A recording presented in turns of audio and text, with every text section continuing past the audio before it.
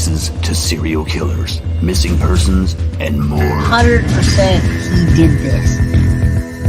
I'd go off into fantasy world. How much more lucky can you get that you're not on death row?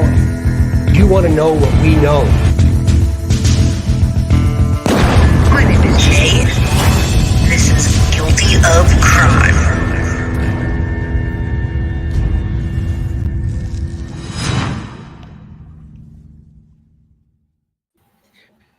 Hello.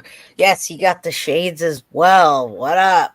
What's up? I've got the pink ones on for Sade. Yeah, I got the pink, the black and pink. That was the only shirt I could find that had pink. Since all my stuff was thrown away. This is all I could find that had pink in it, so I wore the tie-dye.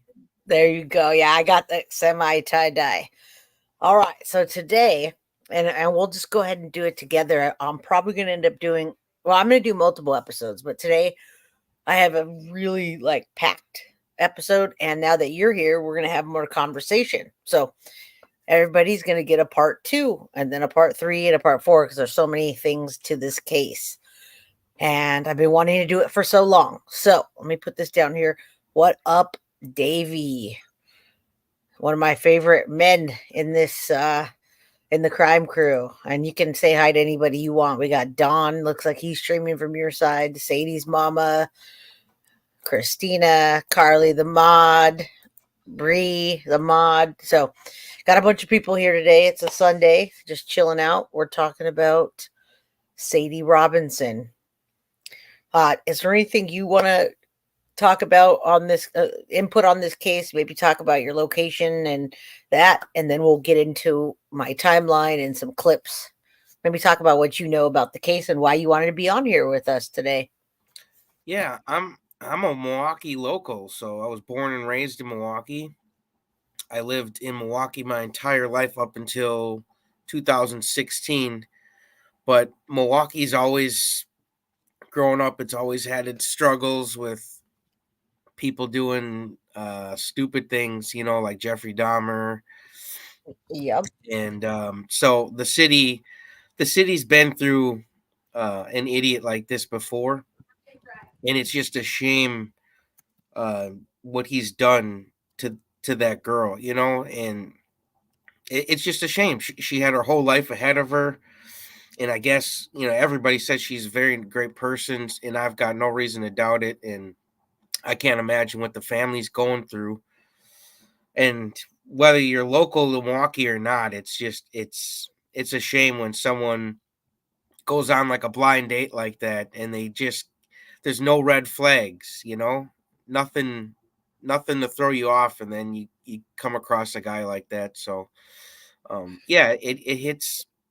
Being local, it kind of hits to me kind of in my heart, so justice for Sade. I'm from, let's get justice for Sade, everybody. There's quite a bit that's been going on here. There's quite a bit of a backstory and a lot of twists and turns in this case. When I say twists and turns, meaning so many things just keep happening. One day I'm looking at one article, and then the next minute I'm looking at the next thing that happened. Then so first I'll start off with just a brief, what I'm going to talk about, and then I'll throw some images up. Everybody loves images. So when I first heard of body parts, this is how I heard of the case, because we didn't know that it was Sade Robinson. We heard it was body parts in Milwaukee. And I said, wait, that's Jeffrey Dahmer, and I related it to that.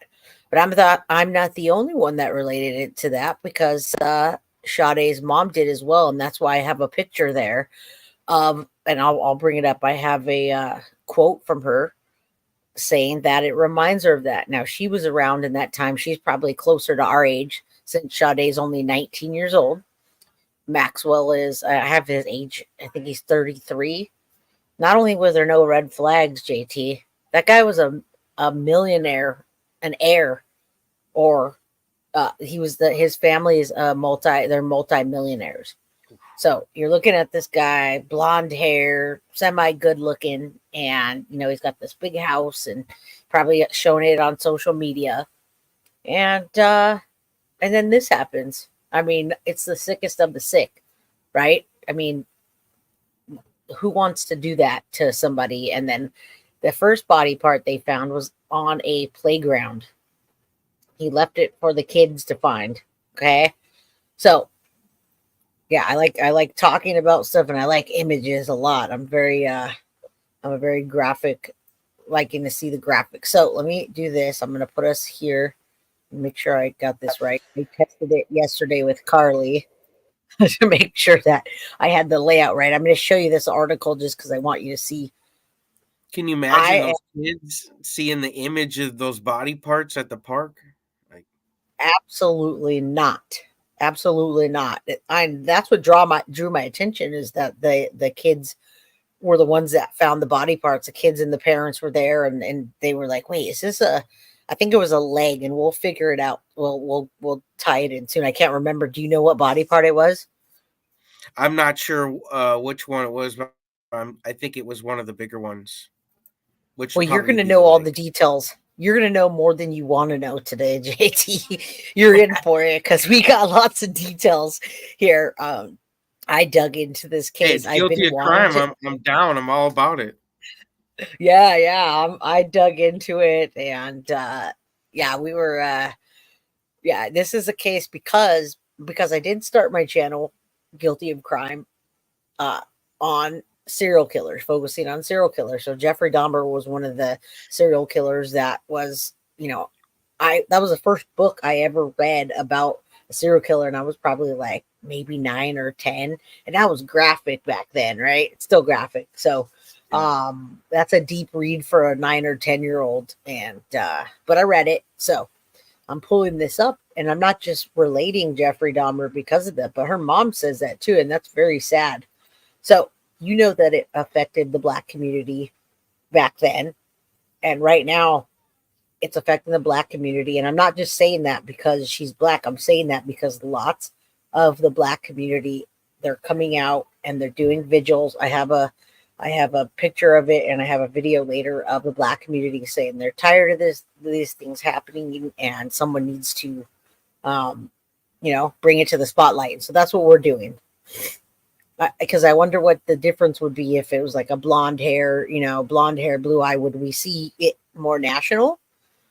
Would it make it international? The crazy part is there was more blood in his place that was not her blood, Sade. So I would like to know, whose blood that is and who's missing right now, or maybe got away and just didn't talk about it. Right. Yeah. And we'll definitely get went to the hospital, made up a story, if it was their blood, if they got away. But if they didn't get away, he's killed someone else before, and it'd be interesting to see. That's scary. What that person looks like. Did he profile, or was he just grabbing anybody because it was a convenient? I don't know. Yeah, I think there may have been a profiling thing. We'll find out as we go through here. So, they call him the 2024 Jeffrey Dahmer. The Milwaukee monster. Sade Robinson's mom compares the suspect Maxwell Anderson to that of Jeffrey Dahmer, as she was around in that time in the community when that happened. And there's some there's a picture of her. She was only 19 again. Allegedly, he dismembered her. Anderson. Law enforcement officials are still piecing together the remains, which have been washed up along the shores of Lake Michigan, according to the police officers. And then the suspect's actions prompted her mother. I'm going to name her Sheena. It says Scarborough, but I think they might have spelled it wrong. Draws parallels to Jeffrey Dahmer, famously known as the Milwaukee Monster. No, he had lots of names. So she says this isn't normal. This is a 2024 Jeffrey Dahmer. She stated she was in Crime Stories, which I want to bring up because I'd love the mother to reach out and come on our show and let us get this case even bigger than it is. Because right now I feel like there's not a lot of coverage. Okay. Yeah, there could be more. Well, there could be more coverage, and there could be more people that are missing that they can tie back to this man. So Anderson was arrested April 4th, days after Robinson's disappearance came. And after a passerby discovered, here it is, a severed leg in the Warnemont Park along Lake Michigan. He now faces charges including first-degree intentional homicide, mutilating a corpse, and arson. Remains in Milwaukee on $5 million bail. That's because his family is well connected, we'll say. So let's pull that down. And then I have, we'll pull up the timeline, then we can talk a little bit about it because I have a timeline that gives you an idea of like the text messages and so forth. Now, let me see what I got there. Let me pull it up more than that. All right. Can you see that well enough, everybody? Can you see that, JT? Love it. Okay. So, Yeah. all right. Great. People are rolling in. The pink on there. Yeah, I love Grizzly True Crime. Tomorrow I'm going to do an episode and I'm going to play a clip of her shouting me out for some content that I did yesterday, and the Grizzlies flooded my channel. So let's all flood Grizzly True Crime. The timeline came from her, and I made my own pictures, and then I showed you a copy of the vigil, or a picture of the vigil at the bottom. They flooded her this yard with pink. It sucks because the next day people for no reason came down and tore it apart. I have no idea why. Now look at this man's family home. Can you see that? Can you see the home there? He lives in a McMansion. Is that the actual home? Yeah, that's the actual home. And you'll see it in a little bit too. But I just wanted to have pictures with my timeline. So April Fool's Day, nonetheless. That's never my favorite day, by the way. I'm not into I'm not into jokes like that. All right, so let's put some hearts out. Yeah, that's not a joke. Chad Daybell also started his trial on April Fool's, and that guy's a fool also. So anyway, all right. Text messages between Sadie and Maxwell. They started on April 1st at 4:15 p.m. and then 5:18 p.m. So less than about an hour apart. At 5:09, Maxwell enters Twisted Fisherman from the west. So we got 4:15, and then at 5:09, he shows up for the date. At 5:20, Sadie. People keep saying Sade. Sorry, Sadie enters the Twisted Fisherman. They leave at 6:24 p.m. and they both head east. At 7:04 to 9:06, they're at Duke's on the Water. So that's a normal date, you think, right? I've been to Duke's, yep. Have you really? Yeah, I've been to Duke's. Is it a pretty nice spot? It's downtown, but it's like it's one of those bars that's just straight up overcrowded, and you literally have to have a bar fight just to get to the bar to order a drink. Wow. It's one of those places. That's cool to hear from you, though, and being in that area, what was actually going down, because it's fairly small, and there's just like a bar in there. They don't serve food or anything. It's literally just a bar. So maybe he was just trying to get her drunk, maybe get a few drinks in her, and then, they went to the Twisted Fisherman, but who knows? Maybe he, got her intoxicated. I've never been there. But then they headed to a bar afterwards, right? Yep, that was Duke's here, and then yes, then they went to his house from Duke's. So I wonder if she was drinking, and maybe he slipped something in her drink at Duke's. That's what I'm saying. Either that. I think he probably did to do something like that. Because I don't think she seems like the type of girl to just want to go home with them the first night. And I don't know. She seems like a real good girl. She does, and she's a baby to me. I have a 24-year-old son. A 19-year-old is a baby to me, and this guy was 33. I think I have all that. But he also was using his parents' money as the catch, to get women, right? And we have this big house and whatever. So anyway, they were together. They were at the house for 3 hours and 19 minutes, and at 11:25, They said there's human movement in the backyard again, and the movement continues on and off. They must have had cameras or something until 12:45 a.m. on April 2nd, 2024. So those are the time frames of why do they state it like that? Human movement. yeah, I think it's it's police talk, you know.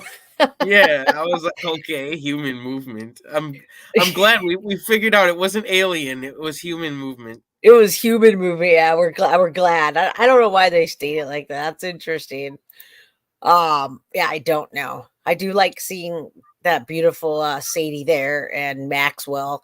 And I'll give you guys, since we're very new to this case, everybody, I'm just going to give you a quick tell you who Maxwell Anderson is and give you his age. So Maxwell is 33, obviously from Milwaukee. Of course, he's the main suspect.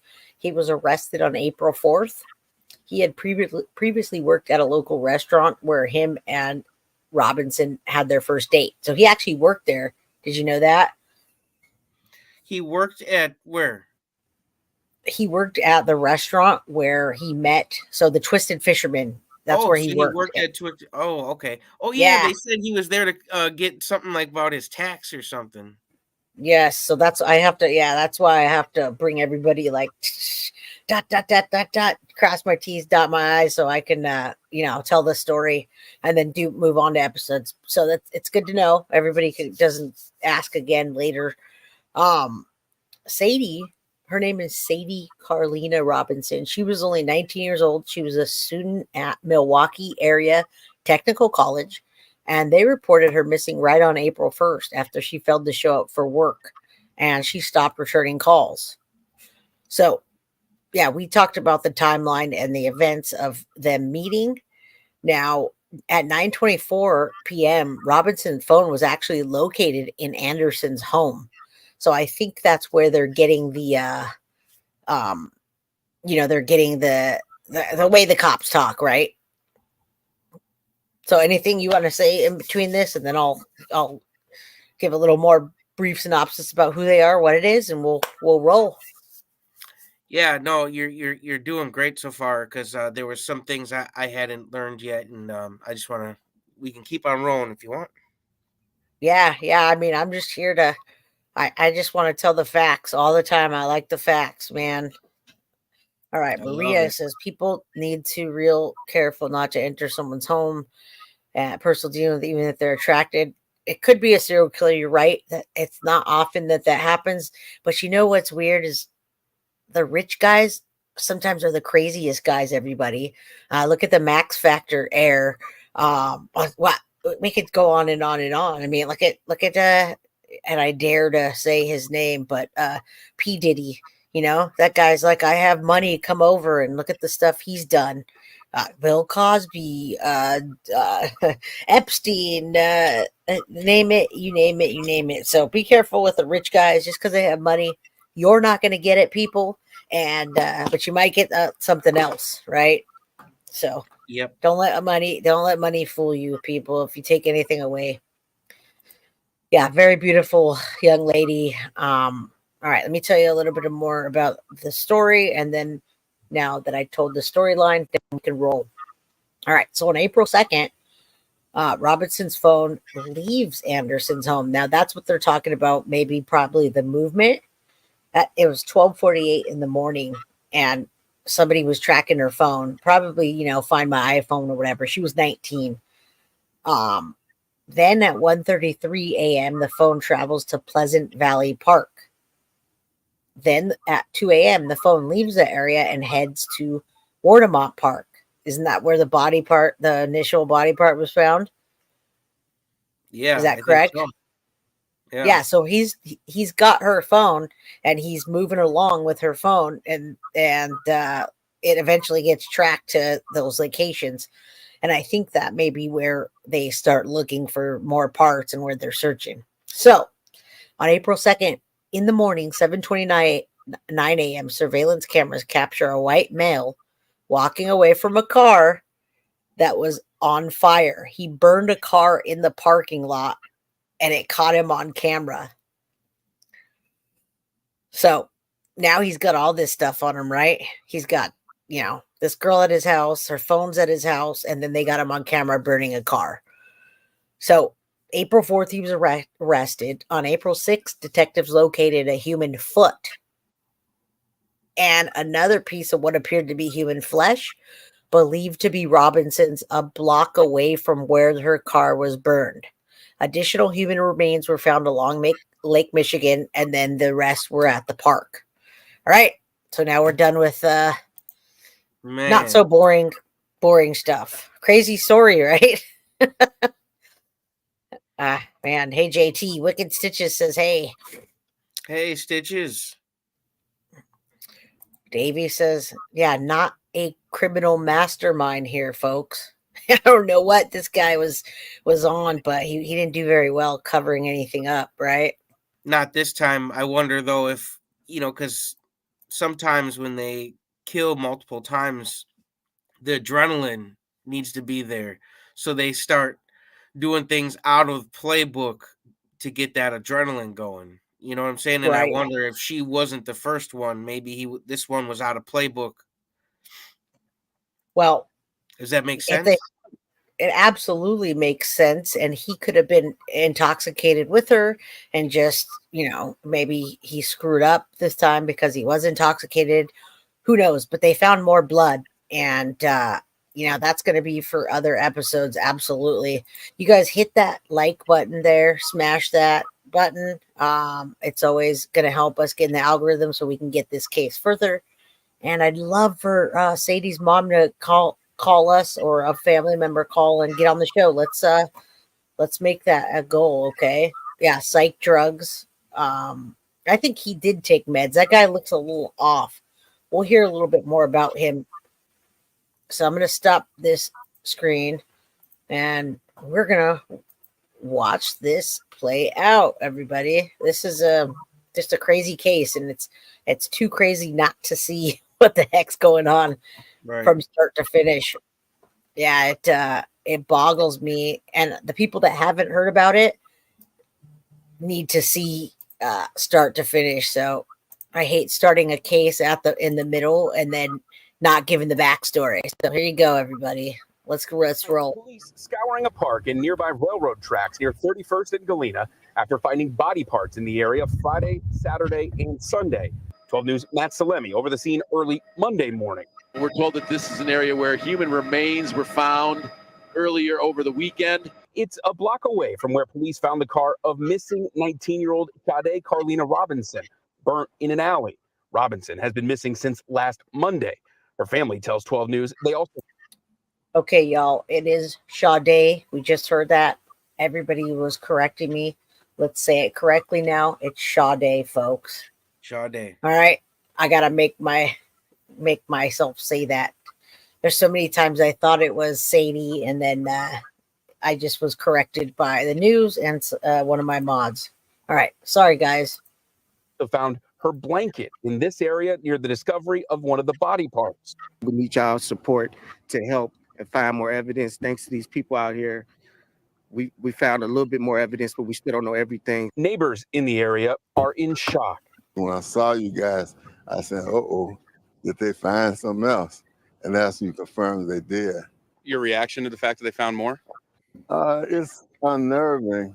We all hope as a community that nobody's crazy enough to do something around here. The gruesome weekend discoveries come after someone found a severed leg here in Warnemount Park in Cudahy last Tuesday.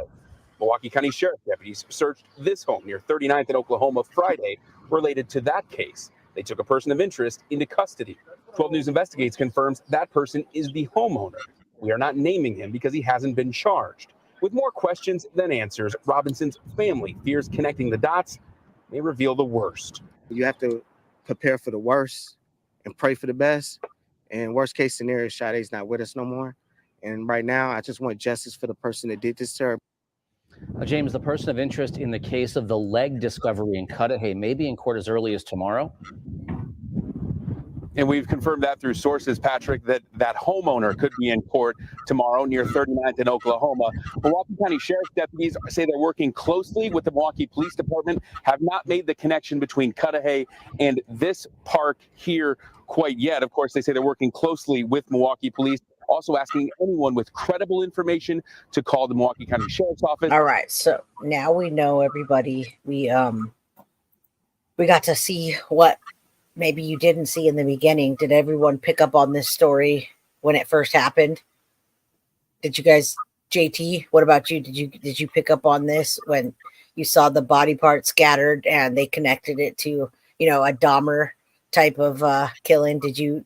Yeah, that's how it started. You first heard that someone found a part, and then they found another part and another part.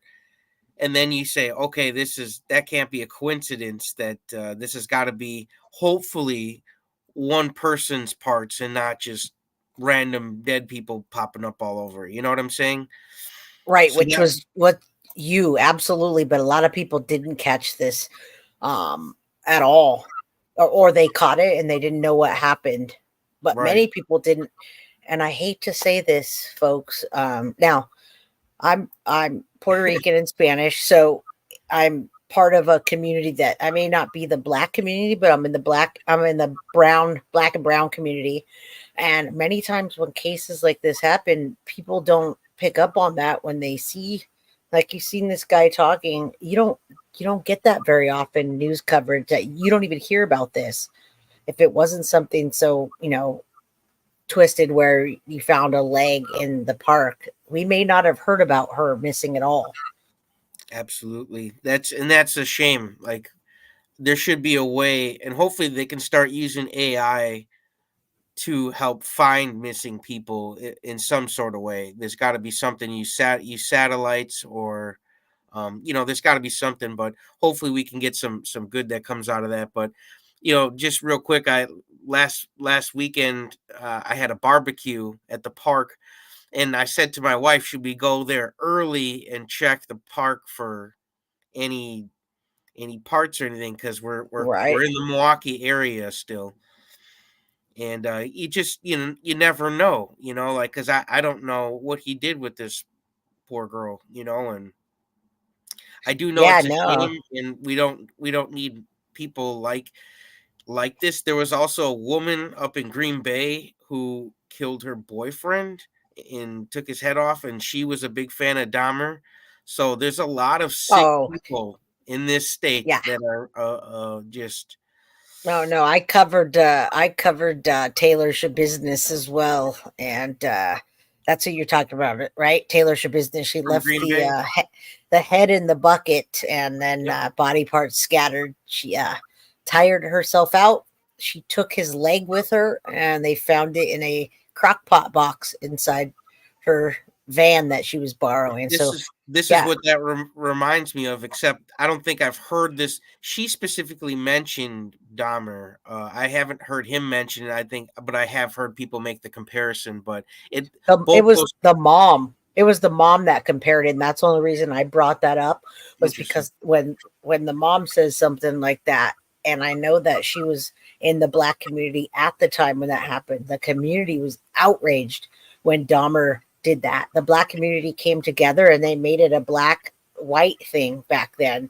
They had advocates, many advocates. Was it Jesse James? They had some pretty big advocates come in and say, we're tired of this. Nothing's happening. So it was a big deal. And I think her mom might be comparing it to, you got this rich white guy that's done this to this black girl. Nobody's covering it. That's why people reached out to me, because they said not enough people are covering it. Can you please cover it? So, that's why we're on here. That's why we're doing it. And this has happened to the black community before, and it happens too much where it doesn't get the proper recognition it does. Like each person, Black Lives Matter. That's just a fact, honestly. And Kayla or Alexis Peterson, she's still missing to this day. And she was a little girl from Milwaukee that went missing. And I often think, like, can you imagine being a parent and like not even finding a body? You find nothing. Like, can you imagine like how haunted you would feel? So I can't imagine what the families are going through with this. Yeah, they're just finding pieces, and it doesn't seem like this guy's talking. And you heard Marv yesterday. I was on there for 2 hours. It was just a lot of outrage, and I think people get outraged, but they're not sure what to do or where to go. When they feel that way, they kind of get locked up internally, and nothing really tends to happen, and they're just always they're not even able to mourn because of it. Yeah. So tomorrow we're going to do a show with Madeline Soto's advocate, and she's going to come on and make a message to Mark, who was on there yesterday, Tabitha Shuck Rains. I can't remember if it's her full name, but the gentleman we were watching yesterday, she's going to give him a nice statement about what to do next as an advocate. So she's going to come on and do that. A lot of people don't have advocates, and so nothing happens, right? Right. And you shouldn't need an advocate, but that's why we got to be the voice of the voiceless, Yeah, and do action like you do. You go out there and you do searches. You can't just sit around, and you can't not have a to-do list. You have to do something if you want something to get done. All right. So other people want to search too, just if something comes up that's local, get involved and help out. You don't have to go out of state, but if something happens in your area, which God forbid we don't want it to, but if something does, get involved and help out. It's that easy. Absolutely. And I think us as creators can help with people that don't know what to do and give them a call to action, like, hey, this is what we need done. So tomorrow we're going to do that for Madeline Soto, and I'm going to clear up some things that are not right, and they're not right by big creators. I love Vinnie Politan, but there's some misinformation out there about Madeline that we need to clear up. So we're going to do that tomorrow. All right, let's listen to this. You guys know about the case, but we need to talk about what's happened in chronological order. So let's talk about this and see from start to finish. Milwaukee area for more than a week now. Good evening. Thanks so much for joining us. I'm Jessa Brycebeck. And I'm Amanda Porterfield. This morning, Maxwell Anderson was charged with murdering and dismembering 19-year-old Sade Robinson. The charges link two stories we've been covering for more than a week: the missing woman, Robinson, and body parts discovered in several locations throughout the city and county. Prosecutors now say at least two of those body parts are Sade Robinson's, and officers are looking for more of them. We have team coverage for you tonight of this breaking news. CBS 58's Taj Mahal and Bryant McRae will have details on the investigation, but we start with Adam Reif live from Anderson's South Side home, breaking down the new information tonight. Adam. And this home is where prosecutors say Maxwell Anderson. Now, this is where you're going to see all the things, all your questions will be answered.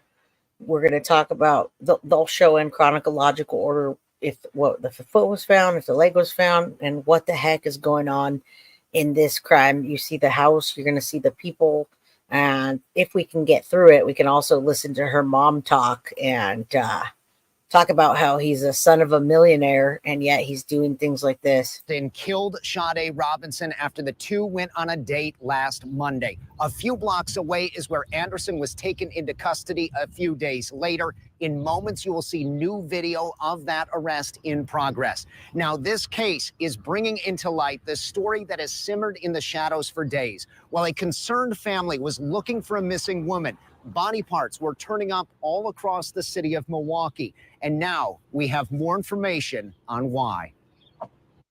Sick son of a hurt my baby. Sheena Scrabrough did not hold back. Sick son of a her hatred for Maxwell Anderson was evident from the moment her daughter's alleged killer walked into the courtroom. Prosecutors say Anderson and Sade Robinson went out to 2 restaurants and bars the night of April 1st, then returned to Anderson's home on South 39th Street. They say at some point that night, Anderson killed Robinson, dismembered her body, then drove her car around while he scattered the body parts in various places. The allegations in the complaint are abhorrent.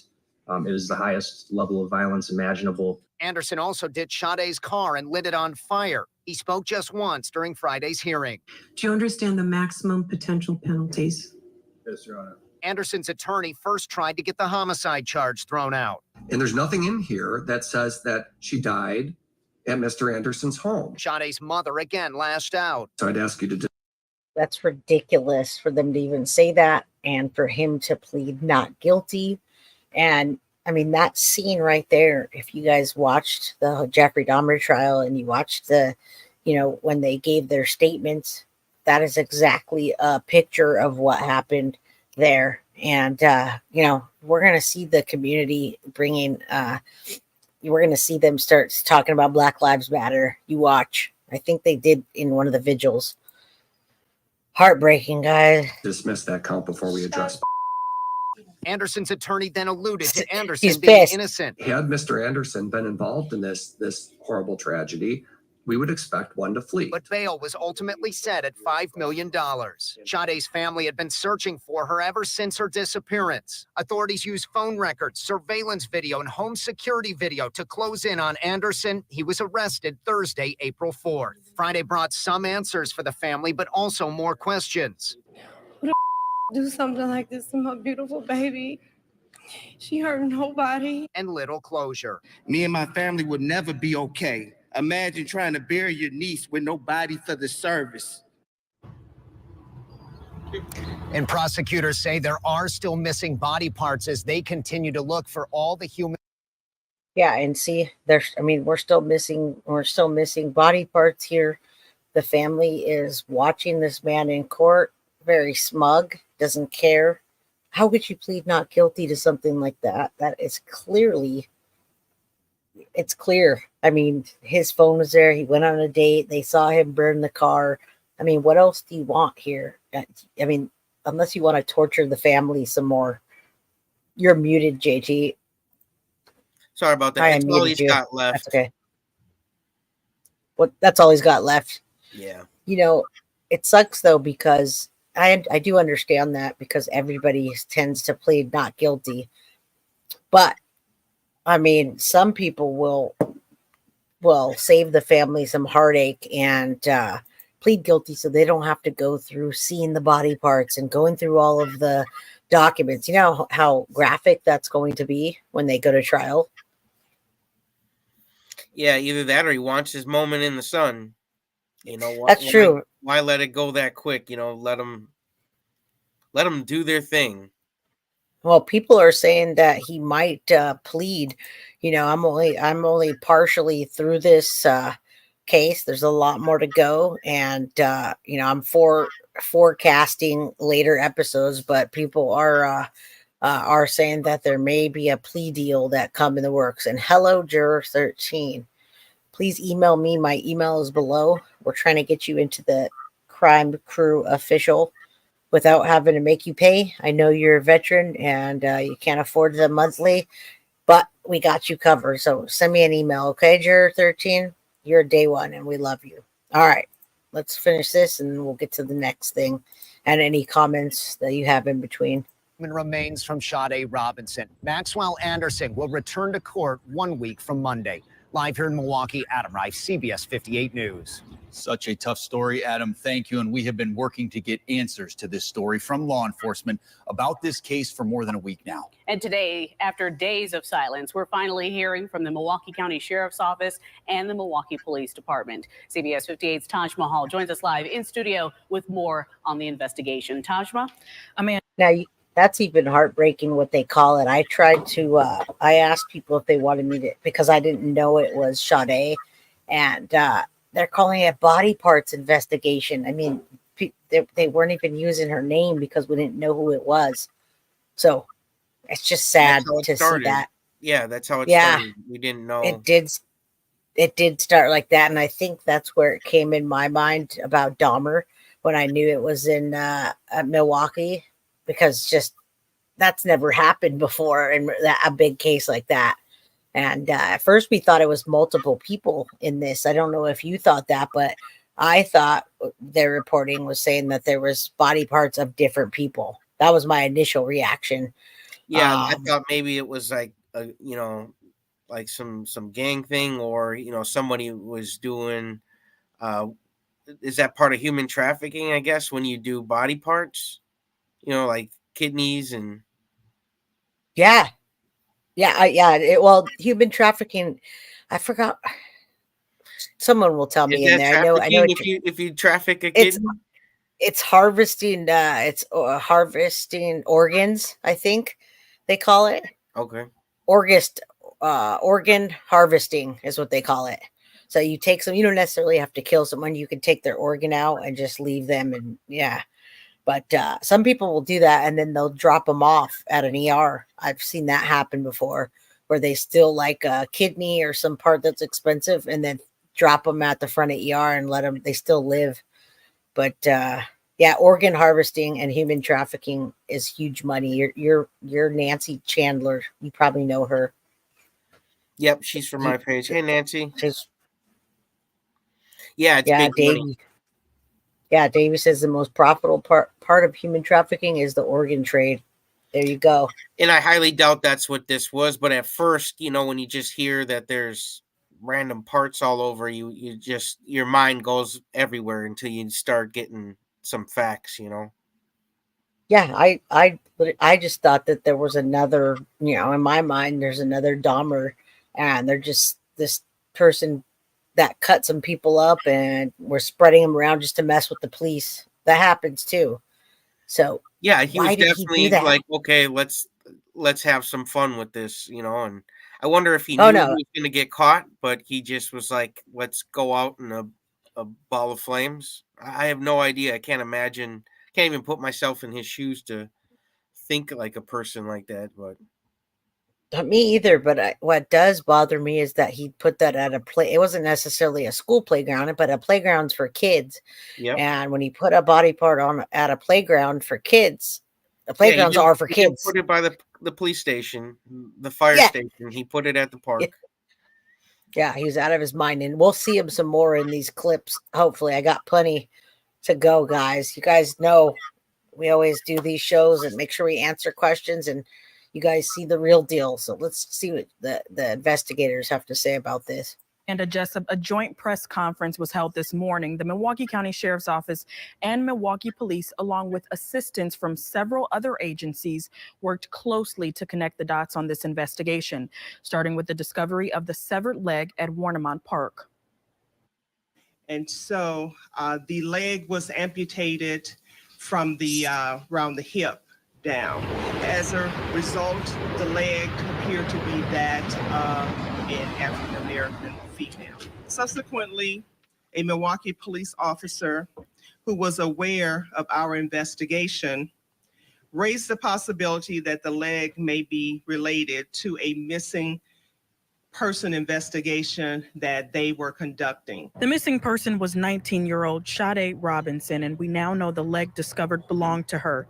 During a news conference, Sheriff Danita Ball and Milwaukee Police Chief Jeffrey Norman confirmed many of the details listed in the criminal complaint against Maxwell Anderson, including a timeline of how the investigation began. On Wednesday, April the 4th, our investigation led to a person of interest, Maxwell Stephen Anderson. After the severed leg was recovered, Milwaukee police discovered Sade Robinson's car had been set on fire.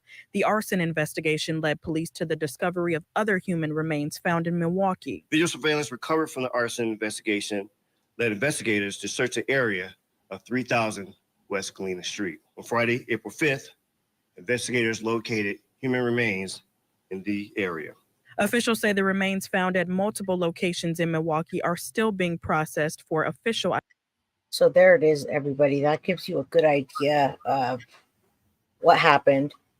There was an amputation, which is really weird because a lot of times they're not able to pull something off like that, where it's like clean cut. They didn't say that it was really like messy, or so a lot of times when cops do an investigation, they assume that it's somebody that's worked around, medical field or maybe in the military. So it's interesting that he did that. And I wonder further what his background is. He worked at a fish shop. Maybe that fish shop, he was, cutting up the fish. I don't know. What do you think? Why do you think you think he was just messing with the police there? Oh yeah, definitely. I think this guy has got some issues, obviously, if he's doing this. And I just really curious whose that blood was that wasn't tested as hers, and wondering if he's done this before and if he's really one of those types of guys or not. Yeah, Davey says maybe no one before this. I don't see this guy kill anyone else. I don't know, but I also don't understand about the blood in the house, and if it wasn't hers, where did it come from? So that's another thing. I can show you that real quickly next about it not being the blood, and then maybe they'll tell us how much blood it was in the house, which means if there's enough blood, it is a person. It just wasn't her. So, yeah. Identification. Although Sheriff Ball says they do not believe multiple victims are involved. Sheriff Ball also told me that search efforts in this investigation are not over. Are you still searching for remains for Ms. Robinson? Yes, we are. And Sheriff Ball says right now they do not know where those remains might be. I also asked her about the reports of a sex dungeon found inside Anderson's home. Ball declined to provide any further details on that or anything else found during the search of his home. Did you guys hear about that as well? Anybody hear about that? Yeah, if that's the case, then I fear that he's done this a bunch of times. Yep. And maybe he didn't kill every one of them, but maybe he definitely sexually assaulted some girls, like maybe giving out a false name. Who knows if he even gave her his real name. You mean the Sade? Yeah, and then like he'll meet you at the bar, put something in your drink, take you home to his dungeon, and then while you're still passed out, drop you off somewhere. Maybe he doesn't. Who knows what this guy's done? Yeah, that's what we're trying to piece together. He's definitely and Pam, I love you for saying that. I don't know if you're a new Crime Crew official or you're coming from JT's page, but Anthony Soell, do you know about him in Cleveland, Ohio? Do you know about no? Okay, that's one of the biggest serial killers in the history of serial killers, but the reason people didn't talk about it is because it was a lot of sex workers, and this was happening in front of everybody. He was bringing them back to his nasty house that had drug paraphernalia, and he was just murdering them and leaving them in the house. And it's sad to say there was a store right next to his house, and they interviewed the store owner, and he said, Anthony did us a favor. He took out the trash for us. Very sad. So Anthony Soell was a huge serial killer in Cleveland, and a black man, all black women he was killing. And the guy said that he was taking out the trash. So that's why this is so important that who knows, maybe he helped them, I know. A guy was just an a-hole for even saying that. Yeah, for an attitude like that. I'm surprised they even put him on there. I was watching the documentary and they had him saying that, and I was like, wow, that's so hard for the families. All right, let's see. Okay, now this is going to talk about the blood in the home of Maxwell not being the victims, but I'm curious how much. And then after that, we have everybody's favorite, not so favorite, but she does the work, Miss Nancy Grace. With this case, but he said this could be in an effort to be fair, it could be strategic. But what we do know tonight is this does not change any charges. Maxwell Anderson is still in jail tonight, and he is still charged with killing and dismembering Sade Robinson. State of Wisconsin versus Maxwell Anderson. Maxwell Anderson in court Monday accused of killing and dismembering 19-year-old Sade Robinson after a first date on April 1st. The next day, investigators discovered Robinson's severed leg near Lake Michigan in Cudahy. Authorities later searched Anderson's Milwaukee home, reporting blood on a bed and on the walls leading to the basement. An amended complaint now shows that blood does not belong to. Yeah, now I'm going to ask you, JT, what in the heck? Why would you have blood on your bed and on the walls? What would that possibly be? Did you cut yourself shaving or what? Either that or he was having sex with a corpse, or, maybe was in But it wasn't the act of forcing it, but yeah, either way, like nothing good happened there. Yeah, nothing good happened there, and it wasn't Sade, so that means that he's definitely done something nefarious to other people at that house. So yeah, I had to stop on that when I say, wow, there's blood on the walls and on a bed. Why would that be? And in Sade Robinson. It just indicates Yeah, that in the the hallway. preliminary DNA analysis supports the conclusion that there is no support for inclusion of Robinson's DNA in the blood or swabs that have been tested. And in some of those, her DNA has been excluded. If it's not hers, could it be his? But right now we don't know. We just know it's not hers. I think it's a logical question to ask that. And right now we don't know anything further than it's, at least as preliminary tests go, not hers. 12 News legal analyst Craig Mastantuno says the prosecution amending the criminal complaint is unusual, but he can only speculate about the reasoning. Why he included it, whether it's strategic, could it be another person? Let the defense and the public know that the state is being impartial. It could be any of those things or a combination of those things. Does that information change anything? No, the big picture, whether there's probable cause to move a case forward against Mr. Anderson, remains intact. A court commissioner determined there is enough evidence to move this case forward. Anderson entering a not guilty plea. So, Kristen, we know the blood does not belong to Sade. Do we know if it belongs to Maxwell Anderson? According to our legal analyst, because of the nature of these charges, it's possible that a blood sample from Anderson would not be required. So that way authorities would not have it on sample in order to rule him out for this. But they did say that this blood does not belong to Sade Robinson. That's what we do know tonight. All right, we'll stop this for a second, and then And it's tough. She was going to MATC for criminal justice. Yeah, you just don't see the signs or think of this, right? Most put a lot of effort into not going to prison, and I think we heard he pled not guilty. It's like it drags things out. And then I think they feel like maybe they'll get a technicality or something, maybe someone will do something not right. But I just can't imagine why you would do that. And with the evidence they have, and I'm glad that they amended it because I think they do think there are more people involved. And they haven't found her entire body yet, right? You think he threw it in the river maybe? I don't know. I have no idea what this guy... it sounded like parks and like beaches and stuff. So he figured if it was in somebody's yard, they would have found something by now, like somebody he didn't like or something. He drove by and put it in their mailbox. You figured if it was something like that stuff. So the fact that they're not still finding it easily lets me think that was either thrown in the water or a deeper part of these parks or the woods. Yeah, it's hard to speculate, but I always just like to have conversations where I'm thinking about something and then later on something comes out and you're like, oh wow, that did happen. Interesting.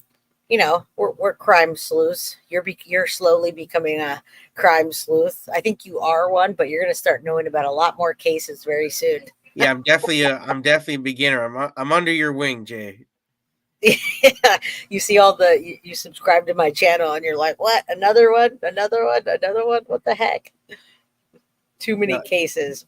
Yeah, it's and that's a shame, but it would be a shame if there wasn't a voice for the voiceless, and that's why I appreciate you letting me come on here with you and absolutely we can do that, right? We can be a voice for the voiceless. And that's what people want. So we're going to give it to them. I never thought of it that way. Like I said, I started off just doing, talking about serial killers because that's just what I knew about. And I watch true crime every freaking day. And now all of a sudden, I'm Puerto Rican also, and little Maddie is half Puerto Rican. Her half of her side is that these advocates are all Hispanic descent, and they come to me and they say, I want you to be the voice for her. And that makes sense, right? I mean, it just makes sense. So, hey, I'll take it. I'll take it. So let's even if you don't like Nancy Grace or you do, we're gonna play at 1.25 everybody. I love Nancy. Love the hair. I love everything. Love the attitude, the eye rolls, everything. She's even rude to her own guests, which is funny.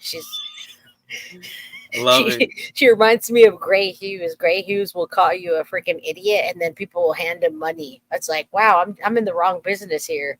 I'm sitting there trying to be nice to everybody, and these people are just, it's interesting. But it's her style. It's her style. It fits her. I like it. Yeah, it does. I would never. I couldn't do that, but she's gone through a lot. And we'll keep that in mind. All right, let's listen to what she has to say. And I think Sade's mom comes on here now. Remember, Mr. Maxwell is they call him the spoiled brat killer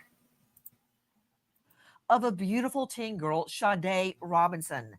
Did the spoiled brat son of a Milwaukee millionaire lure Sade on a date turned murder? Good evening. I'm Nancy Grace. This is Crime Stories, and I want to thank you for being with us. All right. Wait, that's a good thing about fast forwarding. We don't have to watch all of it. Is found on fire, paired with a pet tribute blanket found near some of the human remains. Police begin to focus on a beautiful young teen girl, Sade. Listen. Sade Robinson graduates with honors a semester early from Riverside High School. She continues her education at Milwaukee Area Technical College, working towards her associate's degree in criminal justice. In fact, she's only a month away from graduating, but Robinson hasn't been spending all her time in the books. She works through high school and college at the Pizza Shuttle on Milwaukee's Lower East Side. She makes such a difference at work that her coworkers say Robinson is considered the heart of Pizza Shuttle. Former owner Mark Gold says she is the type of employee who never calls out and is loved by customers and her coworkers. Joining me is a very special guest along with an all-star panel. Wow. Seriously, the Brain Trust. Wow.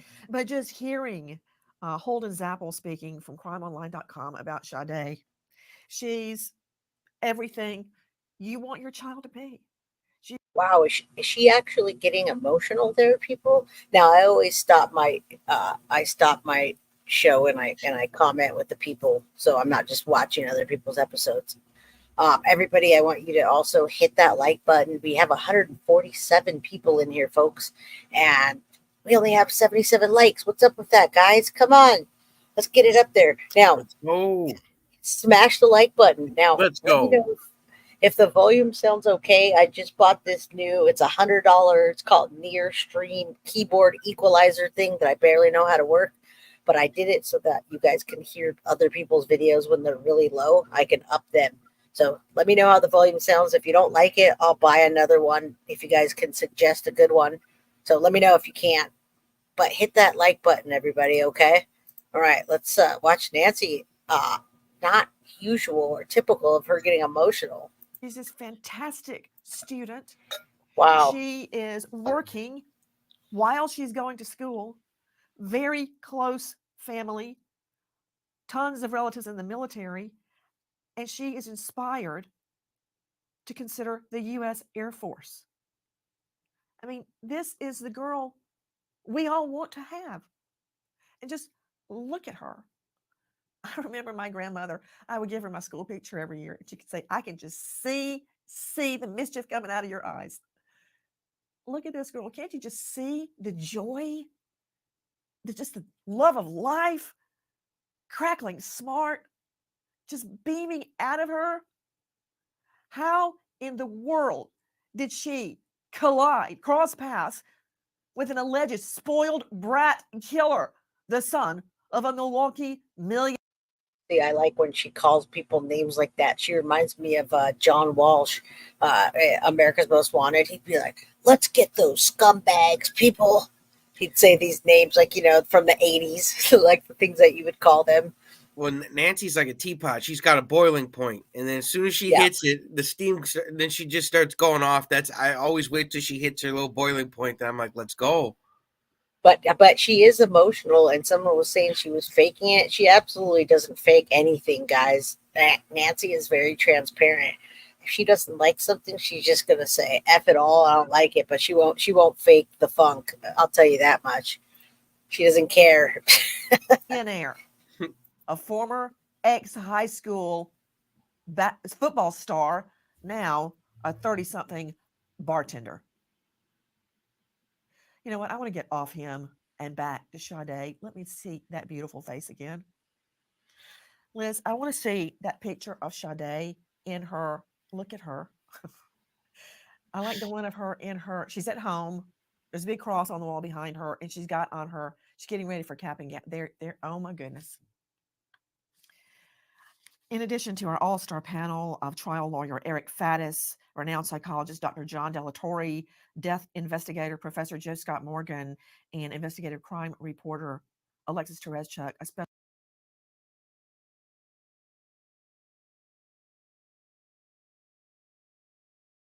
I was muted. I didn't say she wasn't doing what she does for ratings, but she's a bulldog, guys, and her personality throws through. I'm not going to throw shade at Nancy. She's got this absolute great panel on here. She's got Sade's mom, and I'm never going to put down another creator. Of course, she's more animated. We all are when we're doing creations, but yeah, she's putting on a show. But she is a bulldog. She used to be a prosecutor, so she's done a lot of good for us too. Special guest joining me. This is Sade's mother, Miss Sheena Scrabrough.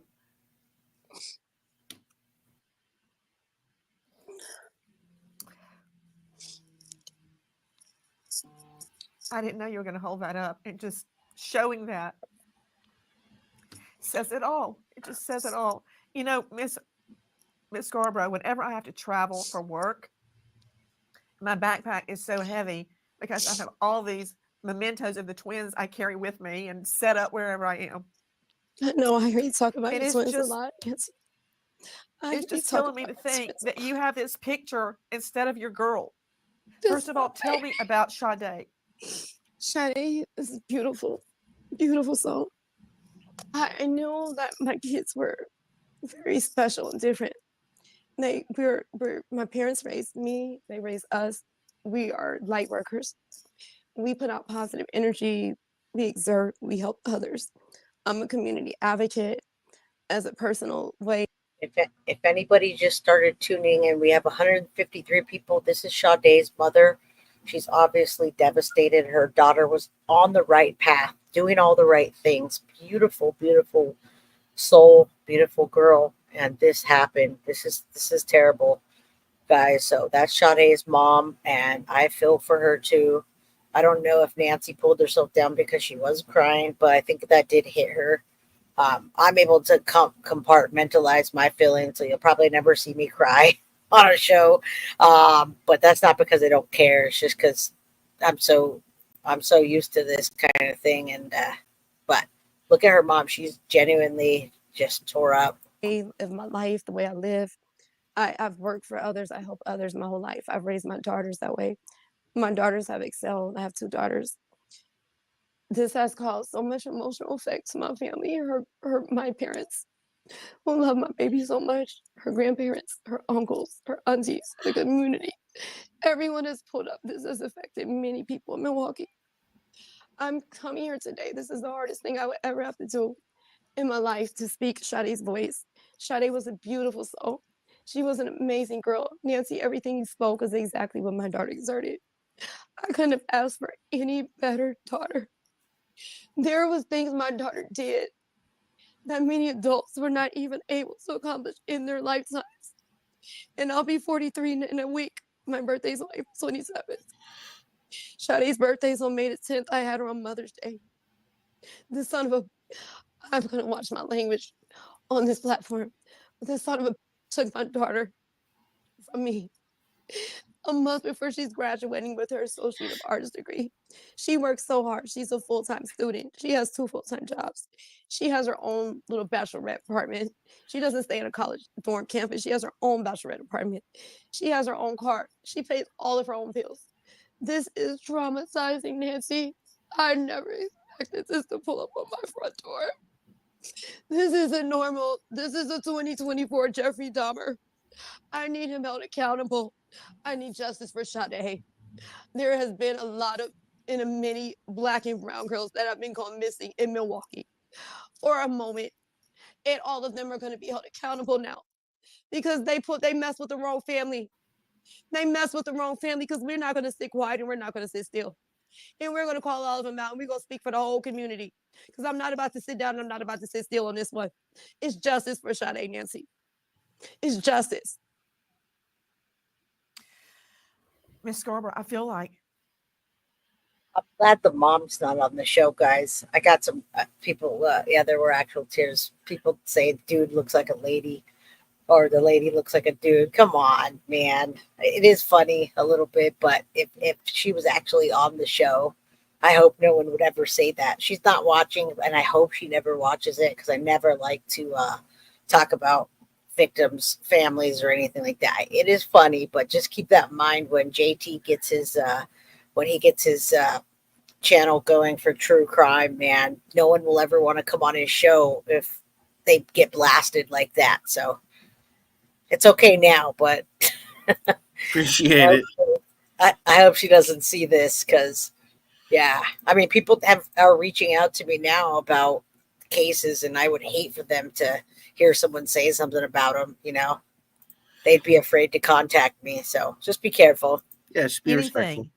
Anything I or anybody on this panel could say right now, it pales compared to what you just said. And believe me, Miss Scarborough, this story of Sade has not just touched people in Milwaukee. It has touched people around the world. And when you say you're not going to sit back, neither are we until there is justice for your girl and the other missing and murdered girls across Milwaukee. They're not all just missing. They're dead. Many of them are dead. Guys, with me is Sade's mother, who is in so much pain, but she is joining us tonight to speak out for Sade. What happened? What led up to this night? Yes, Nancy, yes. Nancy, the last time I spoke to my daughter was on Easter Sunday, okay? We seen her. She came by my parents' home. We spent the Sunday together. This was Easter Sunday, okay? I cooked for them. Both of my daughters, we all met by my parents' house where I'm currently at. We all commute here. All my girls are busy. My youngest is 16. They have a lot of activities. They're working. They go to school. I have very successful and independent, self-sufficient daughters. We harm and hurt nobody. We just put out and help others into the universe, okay? So I see like it's like she's a 19, 20-year-old young lady, okay? We all at this age, we have a lot of friends. She's not in a relationship. She didn't have a boyfriend. She wasn't tied down to anyone. She's single and she's dating. I knew she Stop for a second, and if there's any questions about anything, I think the mom just really needs to be heard at this point. She's probably going to be, Seth Rogers, and go on every freaking show that she can to spread the word. What do you think, JT? It sounds like she's, just wanting to be heard at this point. Yeah, absolutely. And I think like any parent that would lose a child, you don't want your child to be forgotten. And she deserves a proper burial with her body, not just with a few parts here and there. Like she deserves the respect, the dignity that the rest of us get with a burial and all that stuff. So let's keep her name alive, her name alive, and support the mom on that. That's for sure. And she also wants to make sure that people don't just stop because they see, oh, it's another black girl gone missing. Who cares? And that's a general census in the community. You know, you get a cute little white girl with blonde hair, whether she's 5 years old or 25 years old, and all of a sudden it blows up, right? You get Lacey Peterson missing, this beautiful pregnant chick, and the whole world knows about it. But you can get some pregnant chick that's had 3 other kids and it's on welfare and nobody cares about it. So, you know, we gotta stop that. There's gotta be justice, and there's gotta be coverage for as many people as we can cover, as many hours in the day that we have to do it. We should do that, not because of how they look or if they're a sex worker or whatever. This lady is not. She's an intelligent Black woman that was on the right path to do good things. So that's what I want to tell everybody. And I think her mother just didn't expect this. None of us ever do. Hung out with her coworkers at Pizza Shuttle. They went out to little bars and hung out sometimes. I'm a very concerned mother. I'm very overprotective. I always would put in Sade's ear, be careful. I don't trust these people around Milwaukee. I'm just that extra type of mom. And my daughter's always, Mom, just sit back. Now, you know, JT, Milwaukee has a big population of Black people, right? Mm-hmm. I haven't been there personally, but I know that there's a lot of there's big communities with just predominantly Black people, and then that gives it a bad name where there's a lot of gangs and such. So, yeah, I mean, what do you think of that area? Are there areas that you won't go into, or are you pretty like chill with everything?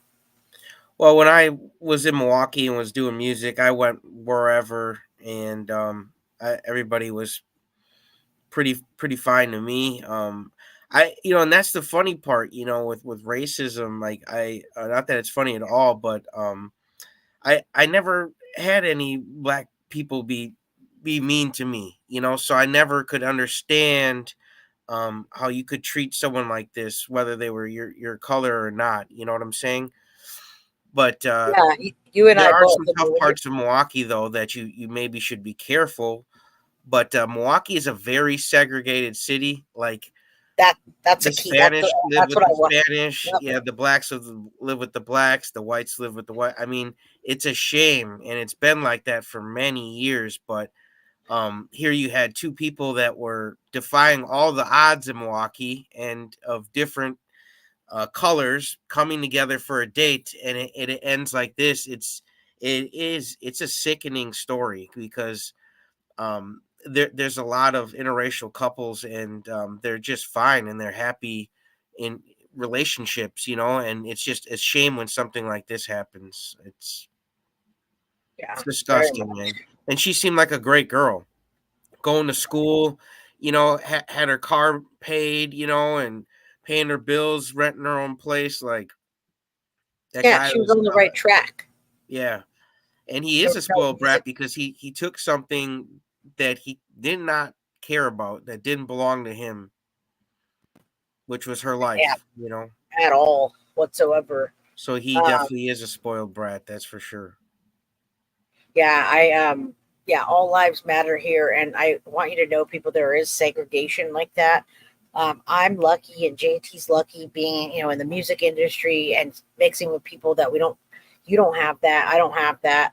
I went to New Orleans recently, and there was a ton of Black people, and they were all cool with me and the wife and the kid because we're Puerto Rican and whatever, but they were talking bad about the white folks. They were like, them white folks, and my wife is white. She just doesn't look like it.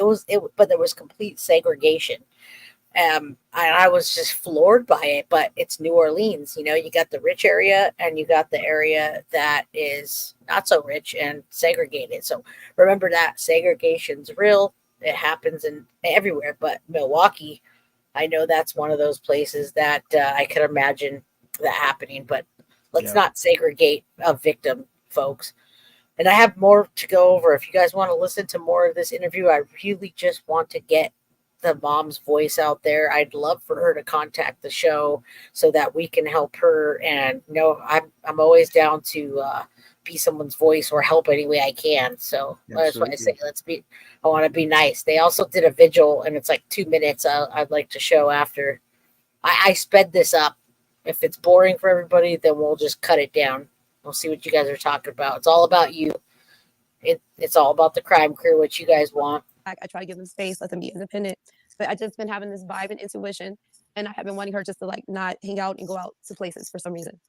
And I don't know exactly, and I'm still trying to find out the facts, but I know that this type of this individual, and I want to make clarity because there's been a lot of trolls, there's been a lot of media I can't interact and deal with. I'm greeting my daughter right now. I want respect. I need time. This is about advocating not only for my daughter, but for all of the young women that are missing and for the actions that have been taken to find my daughter. And just there's a lot of information, but I need the community and people to know that my daughter helps others. She was a positive spirit. This like they're claiming this was a first date. Like, it's just a first date. She never mentioned this dude to us. And we're learning a little bit about that. We're learning a little bit about that. Take a listen to Dave Mack, Crime Online.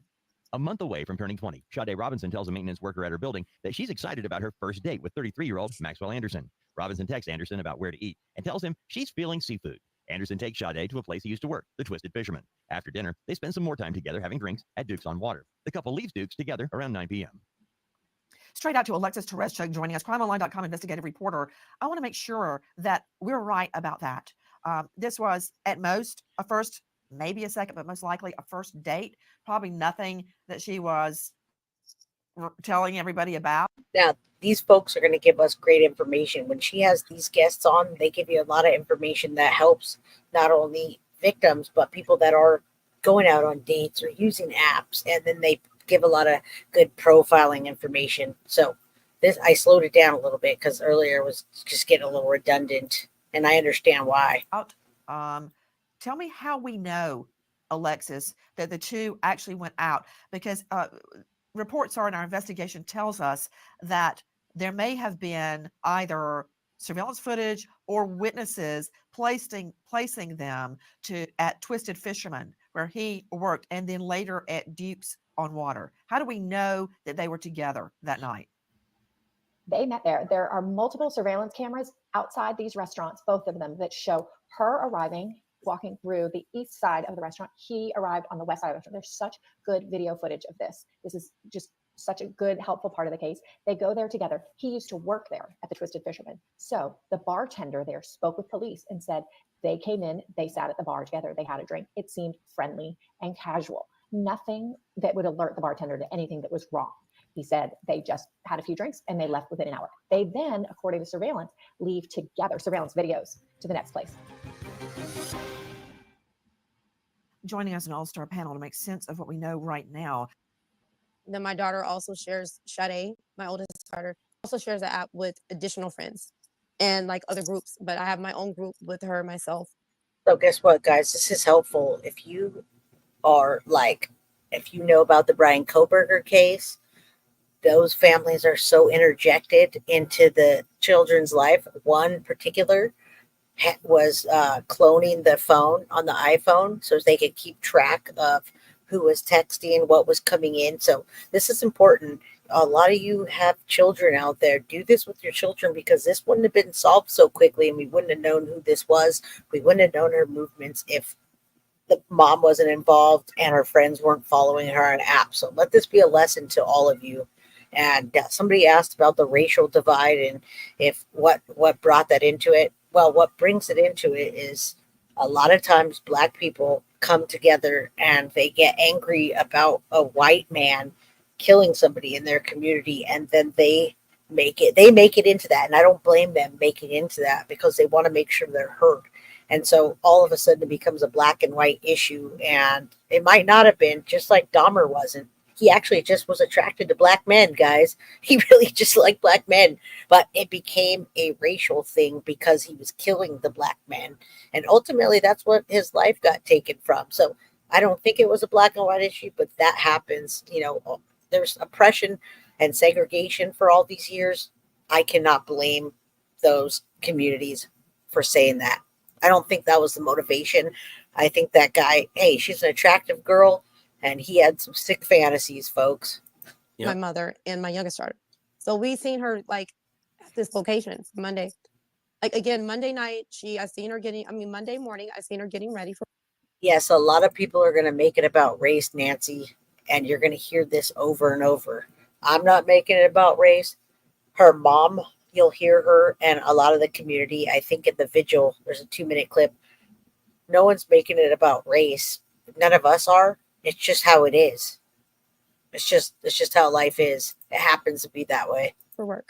She FaceTimed me. Then that evening around 3:45, 4 o'clock, I got a text message from her asking a cash app for $15. My daughter does not ask me for money like she has. My daughter makes more money than me. Literally. That was that boss. Okay. So like, it wasn't a big deal. I'm just that type of mom. You need something, I'm going to cash app it. It's very strange that she asked me for $15 at around 4 o'clock. What's very odd about that, Miss Scarborough? It reminds me of when Gabby Petito went missing, and her family started getting texts that didn't sound like her. For instance, she wrote about her grandfather. She texted about her grandfather, but she called him by his full name. That would be like me writing my producer right here, Jackie, and going, "Hi, Jackie, how's Jackie today?" It just doesn't make it's just wrong. So you get this text asking for $15, and Sade would never have done that. I mean, she could have charged Apple Pay, you name it. So you knew right then something was wrong. And then this, take a listen to Chief Jeffrey Norman. Saturday, April 6th, MPD continued the search in the area.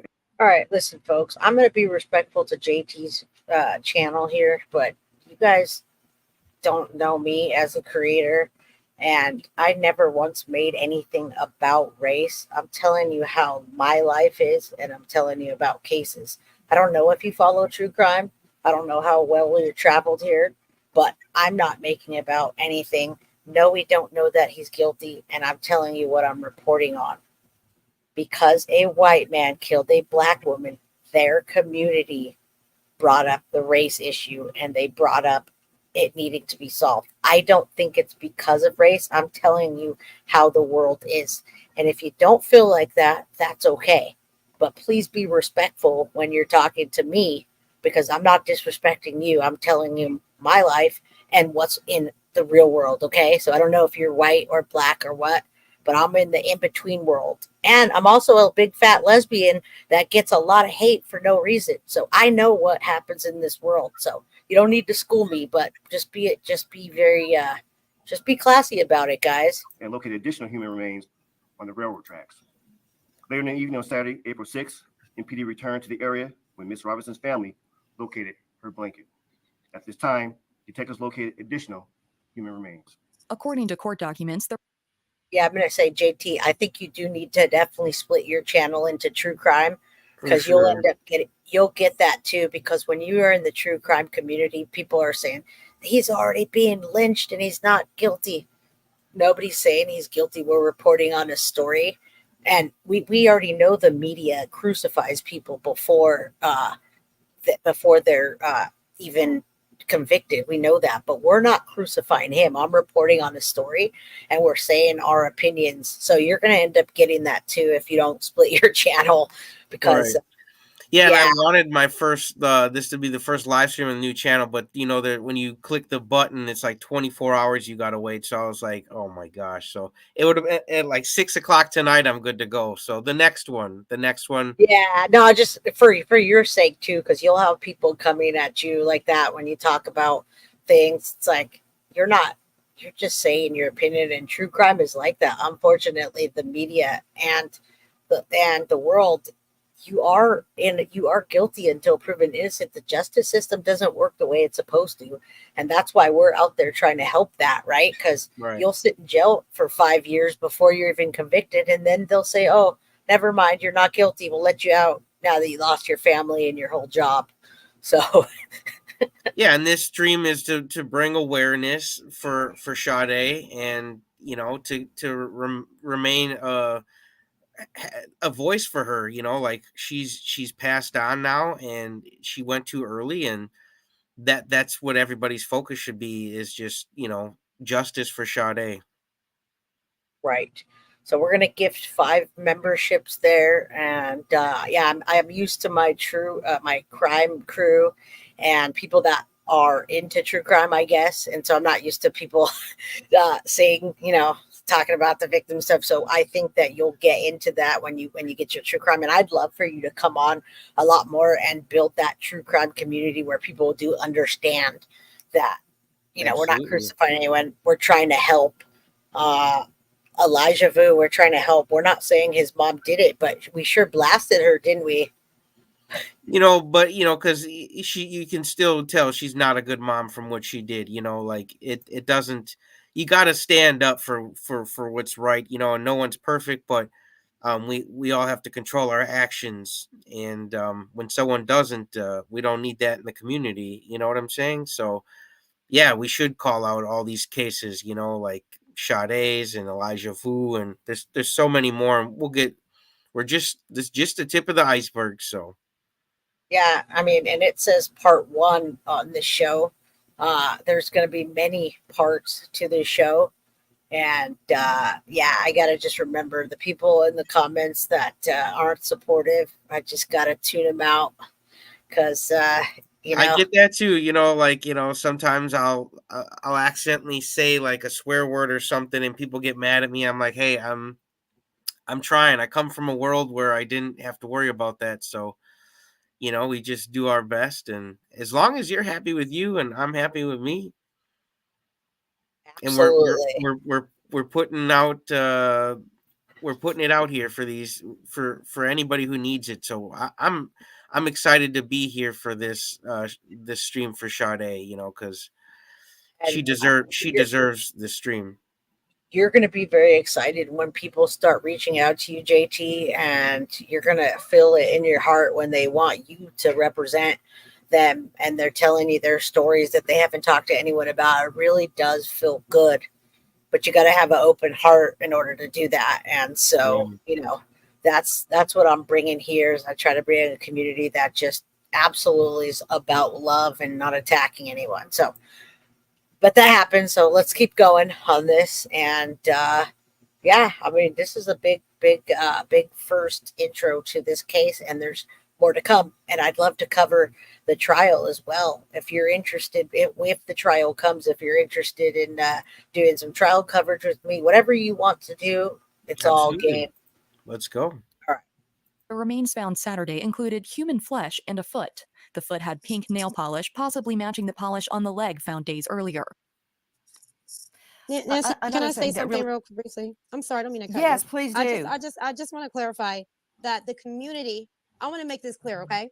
And I'm going to be holding all accountable that have been, I'm not blaming or attacking people. There have been detectives and sergeants that have been pulling up selectively on my team. There has been the community, there have been active members advocating for this case. I know it is affecting many, but there is some faulty things that have been being handled, okay? First of all, I want to correct all of the chief executives that are pulling up from my county and my community that are not pronouncing my daughter's name correctly. I respectfully thank you, Nancy Grace, and your team, the way you guys pulled up respectfully, asked me my name, asked me my daughter's name, and asked how to pronounce it. I respectfully thank you for that. I wanted to tell you that first of all and foremost, because a lot of people are pulling up and being disrespectful. And this is my own community, the mayor, the chief executive. They have not pulled up to my front porch. They have not told me they're sorry. They have not sent their condolences. They're on the news talking stuff. And the community are the members who found my daughter's remains and other items the second and third and the fourth time. The police was not doing their job the first time correctly. For the community to keep finding stuff and doing their own search parties because I'm too weak to go out there and search for my daughter. I'm sorry, Nancy. Don't be sorry. Don't be sorry. You're right. And I got to tell you something, Miss Scarborough. Guys, you are hearing Sade's mother. I always do that every case. And I did it with every case I ever investigated or prosecuted. And this is why this may mean something to you, Miss Scarborough. Because when my fiance was murdered at his funeral, it didn't make me angry or mad. But I remember in the middle of the funeral, I noticed it. The pastor kept referring to me as Mary throughout Keith's entire funeral over and over and over. I mean, I wasn't angry, but I remember it to this day. And it's just one of those things that just stick with you. I know you don't care what any of these politicians say, but for Pete's sake, at least get the name right. At least do that much. Guys, we're talking about, it's so hard for everybody on this panel to talk about this with Sade's mom with us, but she says she wants justice, and justice comes at a price. Let me tell you that. And that price is suffering, and she is suffering right now. But I'm going to talk about these facts because these facts are what I pray to God are going to put the son of a Milwaukee millionaire behind bars for life, because I believe in DNA. DNA cannot lie. Science cannot lie. Joe Scott Morgan, we just heard very upsetting details about fingernail and toenail polish on the remains. You tell me, guys. Joseph Scott Morgan, renowned professor of forensics, Jacksonville State University, which has an incredible criminal justice program. We've reenacted several crimes together. Now, Joseph Scott Morgan's going to give us more information. Are you familiar with him, JT? You're muted. Sorry about that. No, is he a lawyer or something? He is a forensics guy that he talks really just, very monotone, but he gives you the real deal on what's going on. So I think he's going to tell us about like what they found and the forensics behind it. He's going to give us the real information on what's going on. That's why it was important to hear this case. I wanted to give the timeline, and then I wanted people to hear exactly what's happening. And like I said, I'll show you the vigil and the community and how they are positioning this murder, which I don't particularly stand behind. I wish that they wouldn't position it that way, but unfortunately, in Milwaukee, you see the mom's very upset. She's saying that the politicians and people aren't helping her, which I don't know if that's true or she's just emotional. But you live close. Maybe you could find out a little more about what's going on, in that area for us, and then report back on that. I have no idea. I just know what I see, and I'm not really sure why. Anyway, all right. Now, the reason they call him the spoiled brat killer is because Nancy likes to make things impactful, but his parents have a multi-million-dollar house, and in that state, it's a really big house, and I think they have money. So I think that's why she's calling him that, because his parents have money.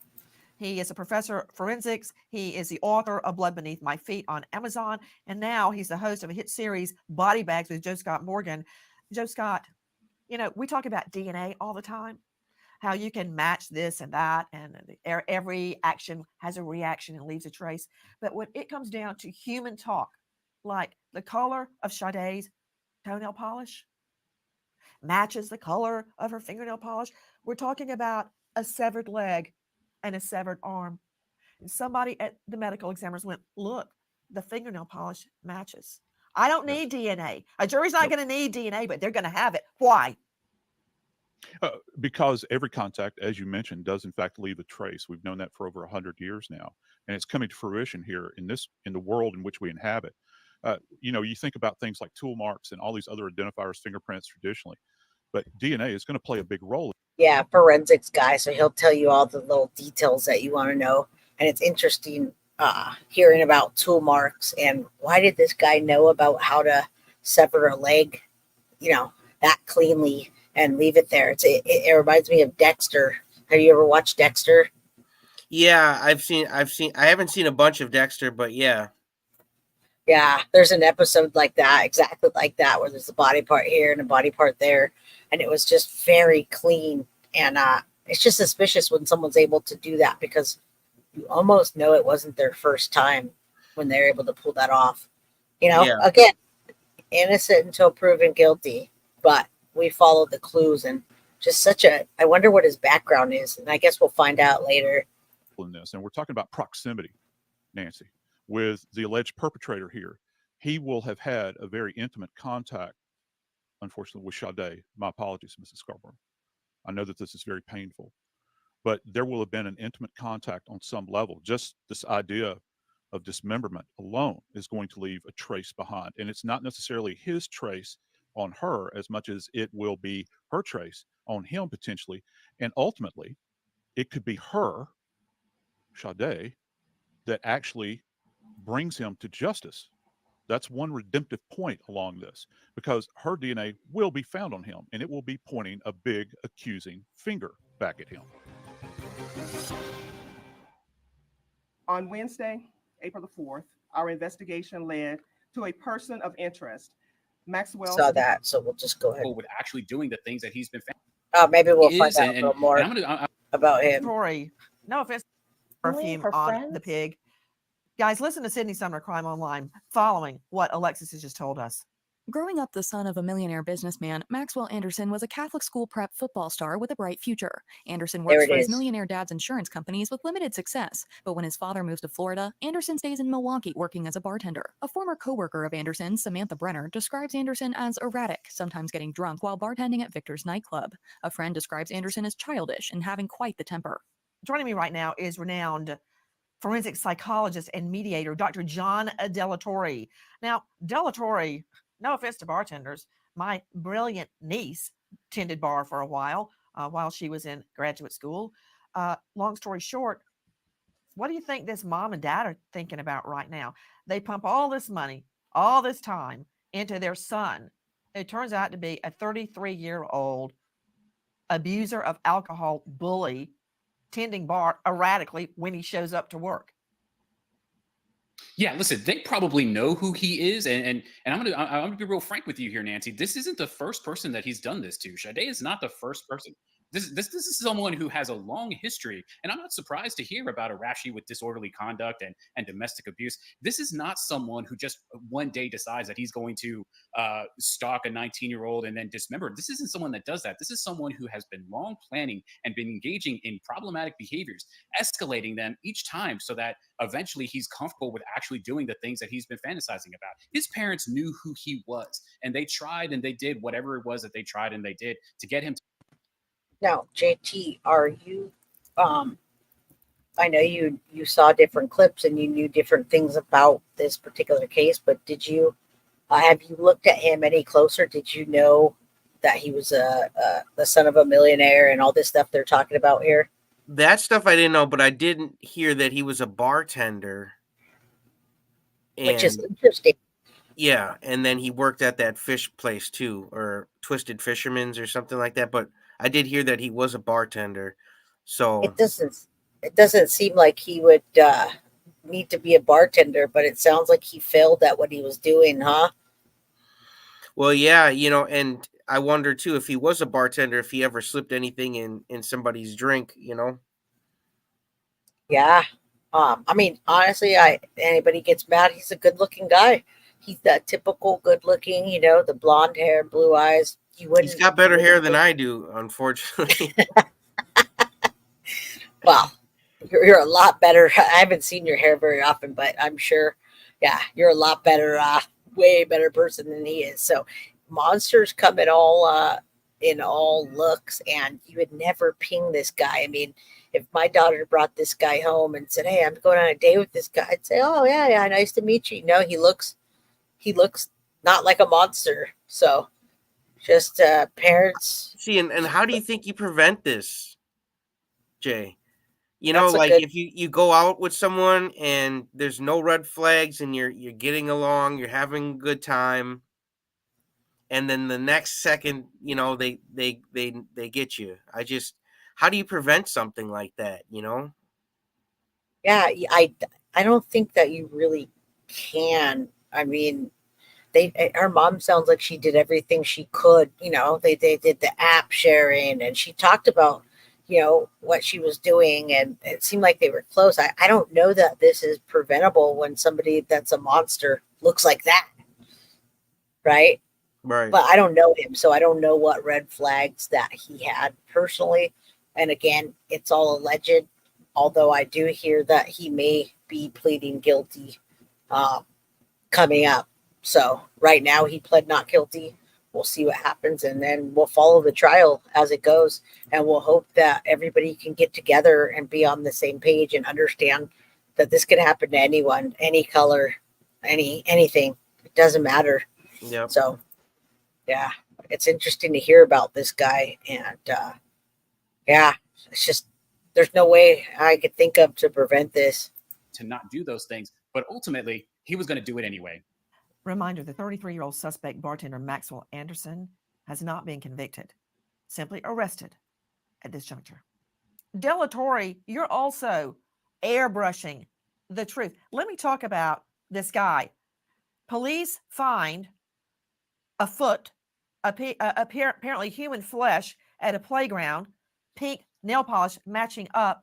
In the home, they find blood gasoline containers, packages addressed to the defendant, very important, blood on a comforter, blood scattered throughout the home. Let me tell you this, and I'm going to go to you, Faddis, with me, high-profile trial lawyer, TV legal analyst, founding partner of the Warner Faddis Elite Legal Group. Eric, I agree with Della Torre. This isn't his first time at the rodeo. You don't go from 0 to 120 mph in 2 seconds. There has to be something, some revving up to not only a murder, but a luring her onto a date. How many times do you think he watched her come in, have a drink, have dinner, anything like that? That's what I was wondering, JT. Why would he need to make his own money? Maybe he was doing that to have access to people, you know, maybe that, I mean, that's always a good job, even if you're a single person, to go out and be a bartender and meet people, right? Yeah. That's just a fun, like, single thing to do. So, meet a lot of people, and a lot of people in not the greatest condition, so you could maybe take advantage of them if you're that type of a predator. Right. And when you're not, it's just a fun thing to do. When I was in my 20s, I wanted to go out and do bartending for fun so I can have, you know, close down the bar and have a good time. But you don't think that, you know, someone like this would do first degree intentional homicide, the mutilation, and then arson. Like, you know, what was the reason for that? I bet you mental problems are probably going to come out. I don't think I heard anything yet, but I wonder if there's some mental health issues. Absolutely. Anyway, we'll find out. Before he gets the guts up to say, hey, would you like to go to dinner? He planned this. You think you go from 0 to murder and dismemberment in one night? Oh, I agree with Ms. Scarborough. This is not his first time. And Della Torre hit the nail on the head. What about it, Eric? Yeah, Nancy, it's chilling to think about what was going through Maxwell Anderson's mind, allegedly, as he appears to have been preparing for this. You know, the details give rise to a predatory nature here. There's a huge age gap, right? And then there's also a friend who says that Maxwell Anderson had a 5 foot by 6 foot deep hole dug in his backyard. And then we look at the rapidity, how quickly this turned from a murder to dismemberment like overnight. That's not something that just happens on a whim, in my personal opinion. That's something that was planned out and is just grotesque in terms of what we've learned. There's so much in this guy's criminal history. Of course, he is presumed innocent until proven guilty in the current case. You know, I'm looking at a photo of him holding onto a strap in a bus. Apparently, the Milwaukee Transit captured the face of the subject boarding and remaining on a bus. The booking photo seems to be the same guy wearing the exact clothing depicted on the subject, who fled the scene of the car arson, including a large tan backpack with tan stripes. Also feeding it, there's the shot, Alexis, that we got from the affidavit, which is very lengthy. See, right there, he looks homeless. He definitely doesn't look like a millionaire's kid. So he looks super pale too. He does, right? Like he's been either on something or drinking all night. Who knows? Yeah. That's interesting that you caught that. Yeah, he looks a lot different, right? And yeah, we'll agree to say that mental health problems are probably going to come out. I do hope that he doesn't plead insanity at some point, because that will be a shit show, and it hurts people that actually do have mental health problems when it comes to court cases, and they actually need that help. So, Letitia Stout, one word for you. Go back and watch the Letitia Stout if you haven't seen it, and you'll see what I mean, trying to play up to mental health. And the judge called her out on it and said, you know, you're ruining it for people that actually do need the help. So that goes to corroborate the gas cans found in his home. He is the guy, according to police, that burned Sade's car that she worked so hard to buy, all on her own, holding down and there was 2 an jobs eyewitness for while that. going to college. Go ahead, please. There was an eyewitness to the burning of the car. As Sade's mother said, this community did everything. When it happened, the eyewitness said they saw a man in a jacket with a backpack close the door of this Honda and flick a lighter into the car, and it burst into flames. And so the person started screaming, he did that, he did that, he did that. And he ran away.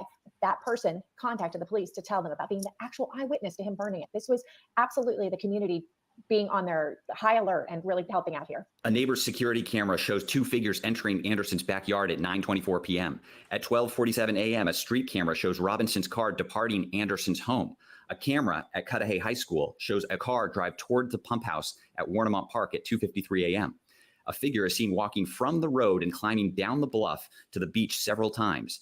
At 4:31 a.m., the car leaves the park. 3 hours later, bus surveillance catches a man carrying a tan backpack walking away from a fire at 30th and Lisbon. At 8:12 a.m., Anderson, carrying a tan backpack, is seen boarding a bus heading toward his home. Anderson gets off at 8:35 a.m. and enters his backyard 8 minutes later. To Joseph Scott Morgan, professor of forensics, Jacksonville State. Joe Scott, what do you believe those tan backpacks are going to reveal? And how is a search of the backpacks? And I don't mean open the backpack and take everything out. I mean the forensic search of the backpacks. Is that search going to reveal? They're going to take that thing apart piece by piece, Nancy. And I can tell you down deep in those fibers, you're going to find DNA evidence.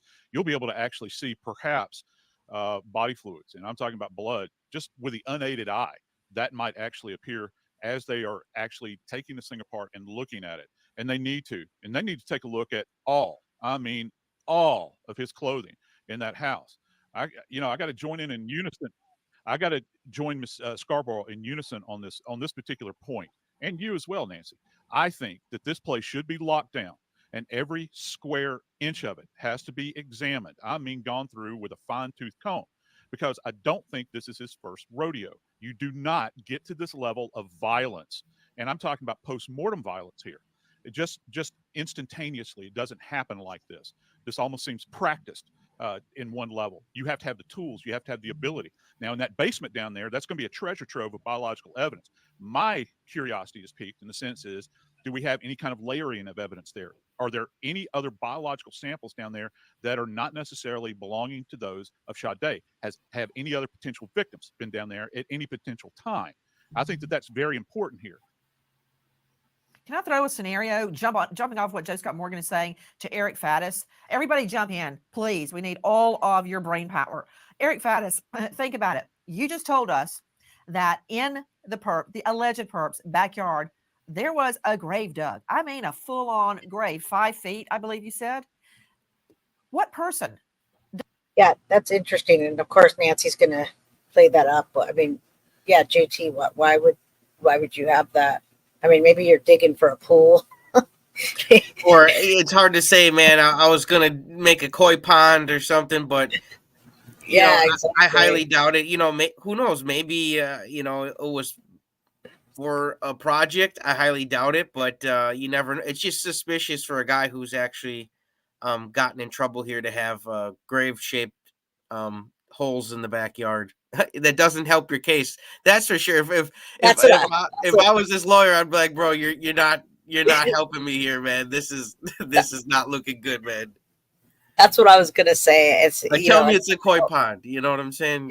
Yeah, and it could be nothing. But when you hear rumors of a sex dungeon, there's nothing wrong with that. Hey, if you're not hurting anyone, you got a sex dungeon in your house, by all means, have at it. But when you find stuff like this and it starts to add up, and I think people there's a different definition of mental illness when it comes to crime.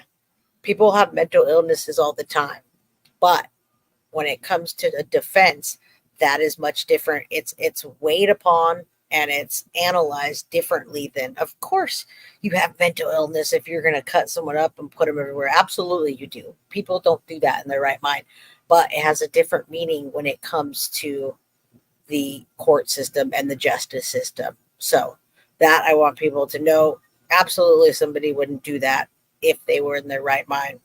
And it could be a defense that that's used people. Sometimes people say they have a blackout situation and they do that. And then, it happens all the time. So keep that in mind. We're not making suppositions about this case. We're showing the facts of this case, and then we're just giving our opinions. Right. Does this? You have murdered a teen girl, and you dig a grave in the backyard, and then you think, oh, wait, you know what? Never mind. I'll just go through a very lengthy dismemberment, and then I'll scatter this little girl's remains all across Milwaukee, and hey, nobody will piece it together. Well, he was wrong. My point is, Eric Faddis, was that grave for somebody else? What else is in that backyard or in his childhood home backyard? I mean, what has this guy been up to? Yeah, I mean, that's the alarming prospect here is for whom was he digging this 5 foot by 6 foot grave in his own backyard? His friends were talked to, and a lot of them said that, hey, he had a creepy, weird vibe. He had erratic behavior. He may have had an alcohol issue. And then we look at, there are gas canisters found in his home. This quickly turns from date to homicide to dismemberment to scattering human remains all across Milwaukee. It's just not something that happens on spur of the moment, Nancy. To Dr. John Delatorre joining us, renowned psychologist and mediator. Dr. Delatorre, I don't get it. A guy. We're almost there, JT. We're going to show a 2-minute vigil just so everybody could remember Sade and what we're actually here for. If I can reach out to the family or someone wants to reach out to me, I'd love to help with a GoFundMe if they need it for any reason. So just putting it out there. If somebody sees this video that knows the family or needs help, please reach out. My email, I'll put it below. We'll show her vigil. I'll show you the people that showed up and what they say. And then we'll continue with this on a part 2 because there's lots more to this case. This born with a silver spoon in his mouth, sent to a fancy Catholic school, football star in high school. You know those people that their glory days were when they were in the 9th grade? That's him. Then his dad gives him a job through nepotism within the insurance company, the insurance brokerage company that the dad owns. That didn't last long. Then he wanders around and ends up bartending after several, let me say, brushes with the law. I agree with Ms. Scarborough. That whole place, his whole house, needs to be taken apart the way Rex Heuermann's home was, the Long Island serial killer suspect, and searched, because I'm not completely convinced that that grave he dug in the backyard was meant for this teen girl, this beautiful teen girl, Sade Robinson. So what else will we learn? So my question to you, Dr. Delatorre, is how do you go from a silver spoon in your mouth to 3 hots in a cot and an orange jumpsuit? It takes all the time, Nancy. I'm going to answer that without Nancy. That happens all the time. These guys get bored. They have too much money and, P. Diddy, that's all I have to say. I'm almost afraid to do that case. Recently somebody was covering that case and they turned up dead, JT. I'll have to dig that up for you. Well, so, you just got to know you're doing the right thing. Yeah, I'm a little bit scared of P. Diddy. You never know who's around you that knows him or what town. So yeah, I think I won't touch that case, but that's a big, that's a big power play. When you have too much money and nothing to do with it, you end up, doing things like this. And I don't know why, but let's see what he says. Long time. Again, this isn't someone, people don't just snap. Right? That's a complete misnomer. People don't snap. This is years of him building up to get to this point. Now, he's explored other ways in which he's going to be engaging in violent acts, whether it's using alcohol or whether it's domestic violence, intimate partner violence, right? But it's not just this house. It's any place where the family used to live or property that the family would own, anything that he had access to. This is someone who wants to be comfortable when he's engaging in these violent acts. Using the properties that he already knows provides that sense of comfort. And then he likes to flash it. As we say, this isn't just disposing of body parts. He's putting it out in places for people to see, for people to get scared. This is someone who wants to be known for engaging in these kinds of violent acts. Ms. Scarborough, you haven't even been able to have a funeral yet. Why? Yes, that's correct, Nancy. This is probably the hardest part that we're struggling with right now. I'm trying to find peace, lay my daughter to rest, get solace. Just give her transition that she deserves because she was taken too soon. My baby was she didn't even make 20. She was 20 in a few weeks on May the 10th, Nancy. They can't even provide us with a death certificate right now. The fuck, they don't even know the cause of my daughter's death. They don't know when. Like, they not giving me enough information, Nancy. This is so frustrating. There is no closure right now for me and my family, and everybody have to plan things. But I will be having a a community gathering this Friday, and I will be letting the community know what time and the place and event it will be at in Milwaukee. We'll have a candlelight balloon release. I cannot even plan a memorial for my daughter right now. Like, you cannot even proceed. Everyone, also, I want everybody to know that there will be a fundraiser for Sade's funeral. Go There to it is. Justice for Sade, and that is spelled SADE, like you would say Sade, like sage. It's pronounced Sade. Justice for Sade, our fallen angel. Justice for Ms. Scarborough, Sade. before we sign off, I just want you to know how much we are praying for you and thinking about you and your whole family. And we will not rest until her killer gets the maximum sentence in that jurisdiction, which is life without parole. Prayers to Yes, Mama. thank you. God, please be Thank with you. Sade's family. This is Sade, you're right here. We'll stop that now. I know you're a spiritual person, and after this, we can say a little moment of silence and prayer for her mom and that family. I can't stand seeing a parent hurting like that, or anybody. It really is heartbreaking. And I mean, her communication, she's having trouble. It seems like she's having trouble communicating with the police at this point. That's what it seems like, the police or whoever she's reaching out to. But I think she should know that happens all the time. It's not just Sade. If you know a lot about true crime in these cases, cops won't tell you anything, and they certainly don't want to work with you. So Same thing with the Elijah Vu case. I've been looking for that little boy, and they don't help us volunteers. They don't give us any tips. And I understand if they've got an area that they think is going to produce something for the case, they want to be in there. They don't want a bunch of volunteers like kicking things around, especially if it is a crime scene area. But it doesn't help the volunteers who, are eventually it starts to dwindle in numbers. Whenever you go back out there, there's less and less people to look for that little boy. I'll be going back out next weekend, not this weekend. This was a nice chill weekend I had, but and then I'll have that on the new channel when I do my next search video for Elijah Vu.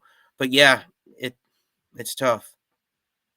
It is tough, and I was going to bring the Elijah Vu search up because you so kindly went to do a search, and the cops kind of shoot you all off and said, "Oh yeah, go that way." It's not just Sade. It's every family that they don't want them involved in the investigation, and maybe she's just grieving and she needs to hear it. It's not something she wants to hear, but I hope that she gets some semblance of justice for now, and then she can mourn her daughter so that she can actually get out there and communicate properly and do the right things.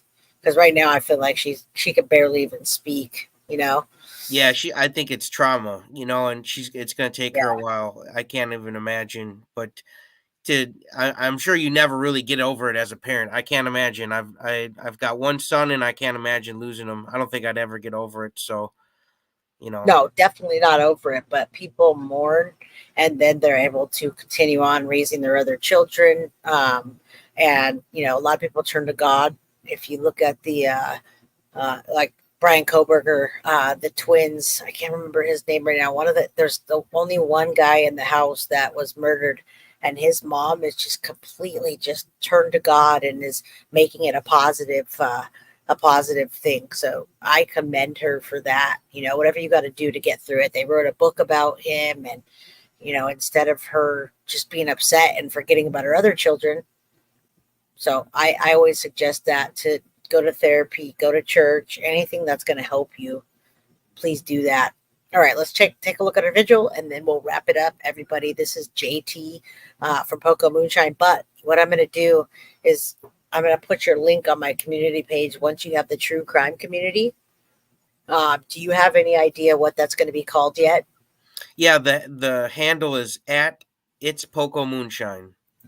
Okay, so you're going to make that, your that'll be the handle. So if they just type in that handle, I've got like 1 subscriber so far. My first video is coming soon. Probably a live stream here with you, Jay. That'd be awesome. Any case you want to do. I know people want an update on Elijah. If you want to get more subscribers, if you want to come on to a Sebastian video and tackle that with me, that's a huge case. Anywhere you want to jump in, I'll tell you the bigger cases will get your name out there and get you boots on the ground, because let's go. You're a boots on the ground guy, man. Yeah. I love it. I love it. All right, let me play the vigil and then we'll say bye. And I put at Poco Moonshine. I put your handle in the chat so that people can, be real true crimers and fight with us. Each other after a gruesome discovery following a woman's death. 19-year-old Sade Robinson died earlier this month. Investigators say a man killed, then All right, they're just going to do that and then they'll show her vigil. dismembered her after their first date. 12 News' Emily Polfall reports on a vigil tonight in Kilbourne Reservoir Park, which is close to Robinson's home. Let's celebrate the life of Sade Robinson. Sade Robinson described by the people who loved her most. Anybody who knew Sade knew that she was different from everybody else. She went through a lot even before she died. She never let it go break her. She was the strongest person I know. She was my best friend. I will miss her. We had so much happiness and fun together. Between the tears and memories shared, a resounding plea. Justice for Sade! Justice for Sade! The bright, loving 19-year-old murdered just 1 month before she was supposed to graduate college. We are tired. Yes. We are sick. Yes. This is not okay. But this is very, very tough for me and my family. And it's going to be tremendously hard to move on living. But they aren't doing it alone. Dozens from the community, many strangers, showed up to a vigil Friday to support Robinson's grieving family. She brought us, care for her family brought us here. I think this is a terrible theft for the city. I think this man stole her. He had no right to do that. An unimaginable loss. Yeah, that's great to see that vigil and to see people coming out and no segregation happening. That's wonderful. And that's what we need to do is blast that community with all of us, because there are other channels that are just completely like they're representing their community. And, I see some folks saying that they're not welcome in there, and we never do that. So we want to make it a case that's for Sade, not about that at all. And I love that this vigil just has everybody there. That's great. Yeah. And a story resonating with so many. Justice for Sade. All those pink balloons, I love it. Emily joins us live now from Kilbourne Reservoir Park. Emily, people there say that they are determined to make sure no other family has to go through something like this. Her friends and family say that they're working on starting a nonprofit called Sade's Voice to support the families of missing Black women and children. Emily Polfall reporting in Milwaukee's River West neighborhood tonight. Seconds ago, the Hone Bridge went pink in Pink honor for her. of Sade Robinson. Pink was her favorite color. All right, so we'll stop that and we'll give our final thoughts. But yeah, you see what happened. I kind of, that does suck that they, I like the missing women and then they had to go into the missing Black women. And it's like, we shouldn't do that.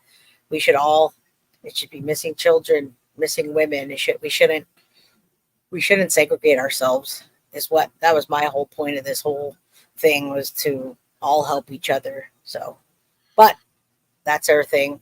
And anybody that wants that link, let me know. I'll put it in chat. Let's just support her as a person. What about you? You going to go out there and do some boots on the ground stuff? I'll look and see if what the search team is doing, if there's anything. I'm sure it's going to be out my way, probably a lot closer than the Elijah Vu stuff, actually. But between Elijah Vu and I can always check into that and let you know, and then that'll be some more content for the channel coming up. Yeah. Also, if you want to go, just go over there and film some stuff. Go to that park. You saw the pin drops where the park was and the river just get some real, footage if you can, if it's not that far, so we can see where those parts were found and how big of a place it was for family and kids. Absolutely. The news never captures it correctly. It's always like, news style. They show you what they want, but I'd love to see what actually is out there. Yeah, So- me too. That's why I'm starting this channel, because there's a lot of other things I'd like to do and try to help out. Help when I can. Life is too short, and we gotta help each other out as much as we can. Absolutely. All right, folks. On that note, JT, he's an amazing dude. He does a lot of different things. He's a family man. He's a husband, a dad, and he's doing this carnivore diet. He's got 55,000 followers now. Documentary. 41. Going on 41. We're okay. Well, I'll just say 50. You're going to hit it that real soon. But I mean, you're an amazing guy. Your heart's always in the right place, and everybody follow the what is it? At Poco. It's Poco Moonshine. Okay. But no. Oh, follow that. But he's gonna have a true crime channel. I guess I'll announce. Yeah, that that'll be the handle for that channel. Oh, it's Poco Moonshine. Yep. Okay. For some reason, I thought it was just something else. The Poco Moon fam is your one with the carnivore. Yep, channel, that's my family channel, and it's gonna be nice because then the family channel I'll be vlogging on there. Then the true crime I can go out and go to like real places and on the boots on the ground stuff, and then do live streams like this too. And you could go boots on the ground while we're doing live. We can, help each other by streaming it and you being out there like Marv does. Yeah, it's a great idea. Fantastic.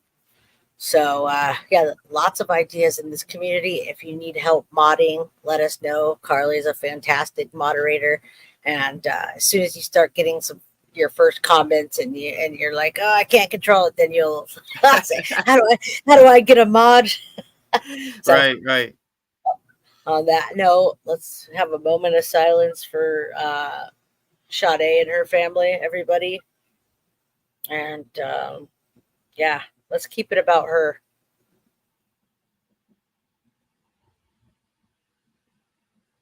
All right, everybody, you have a great afternoon. And I love each and every single one of you. JT, I'll talk to you soon. I can't wait for your channel to come out. Absolutely. See you guys on the next one. All right. Thanks, and Jay, on that for the note, invite. we're at it. Thank you for coming. You look great. Thanks.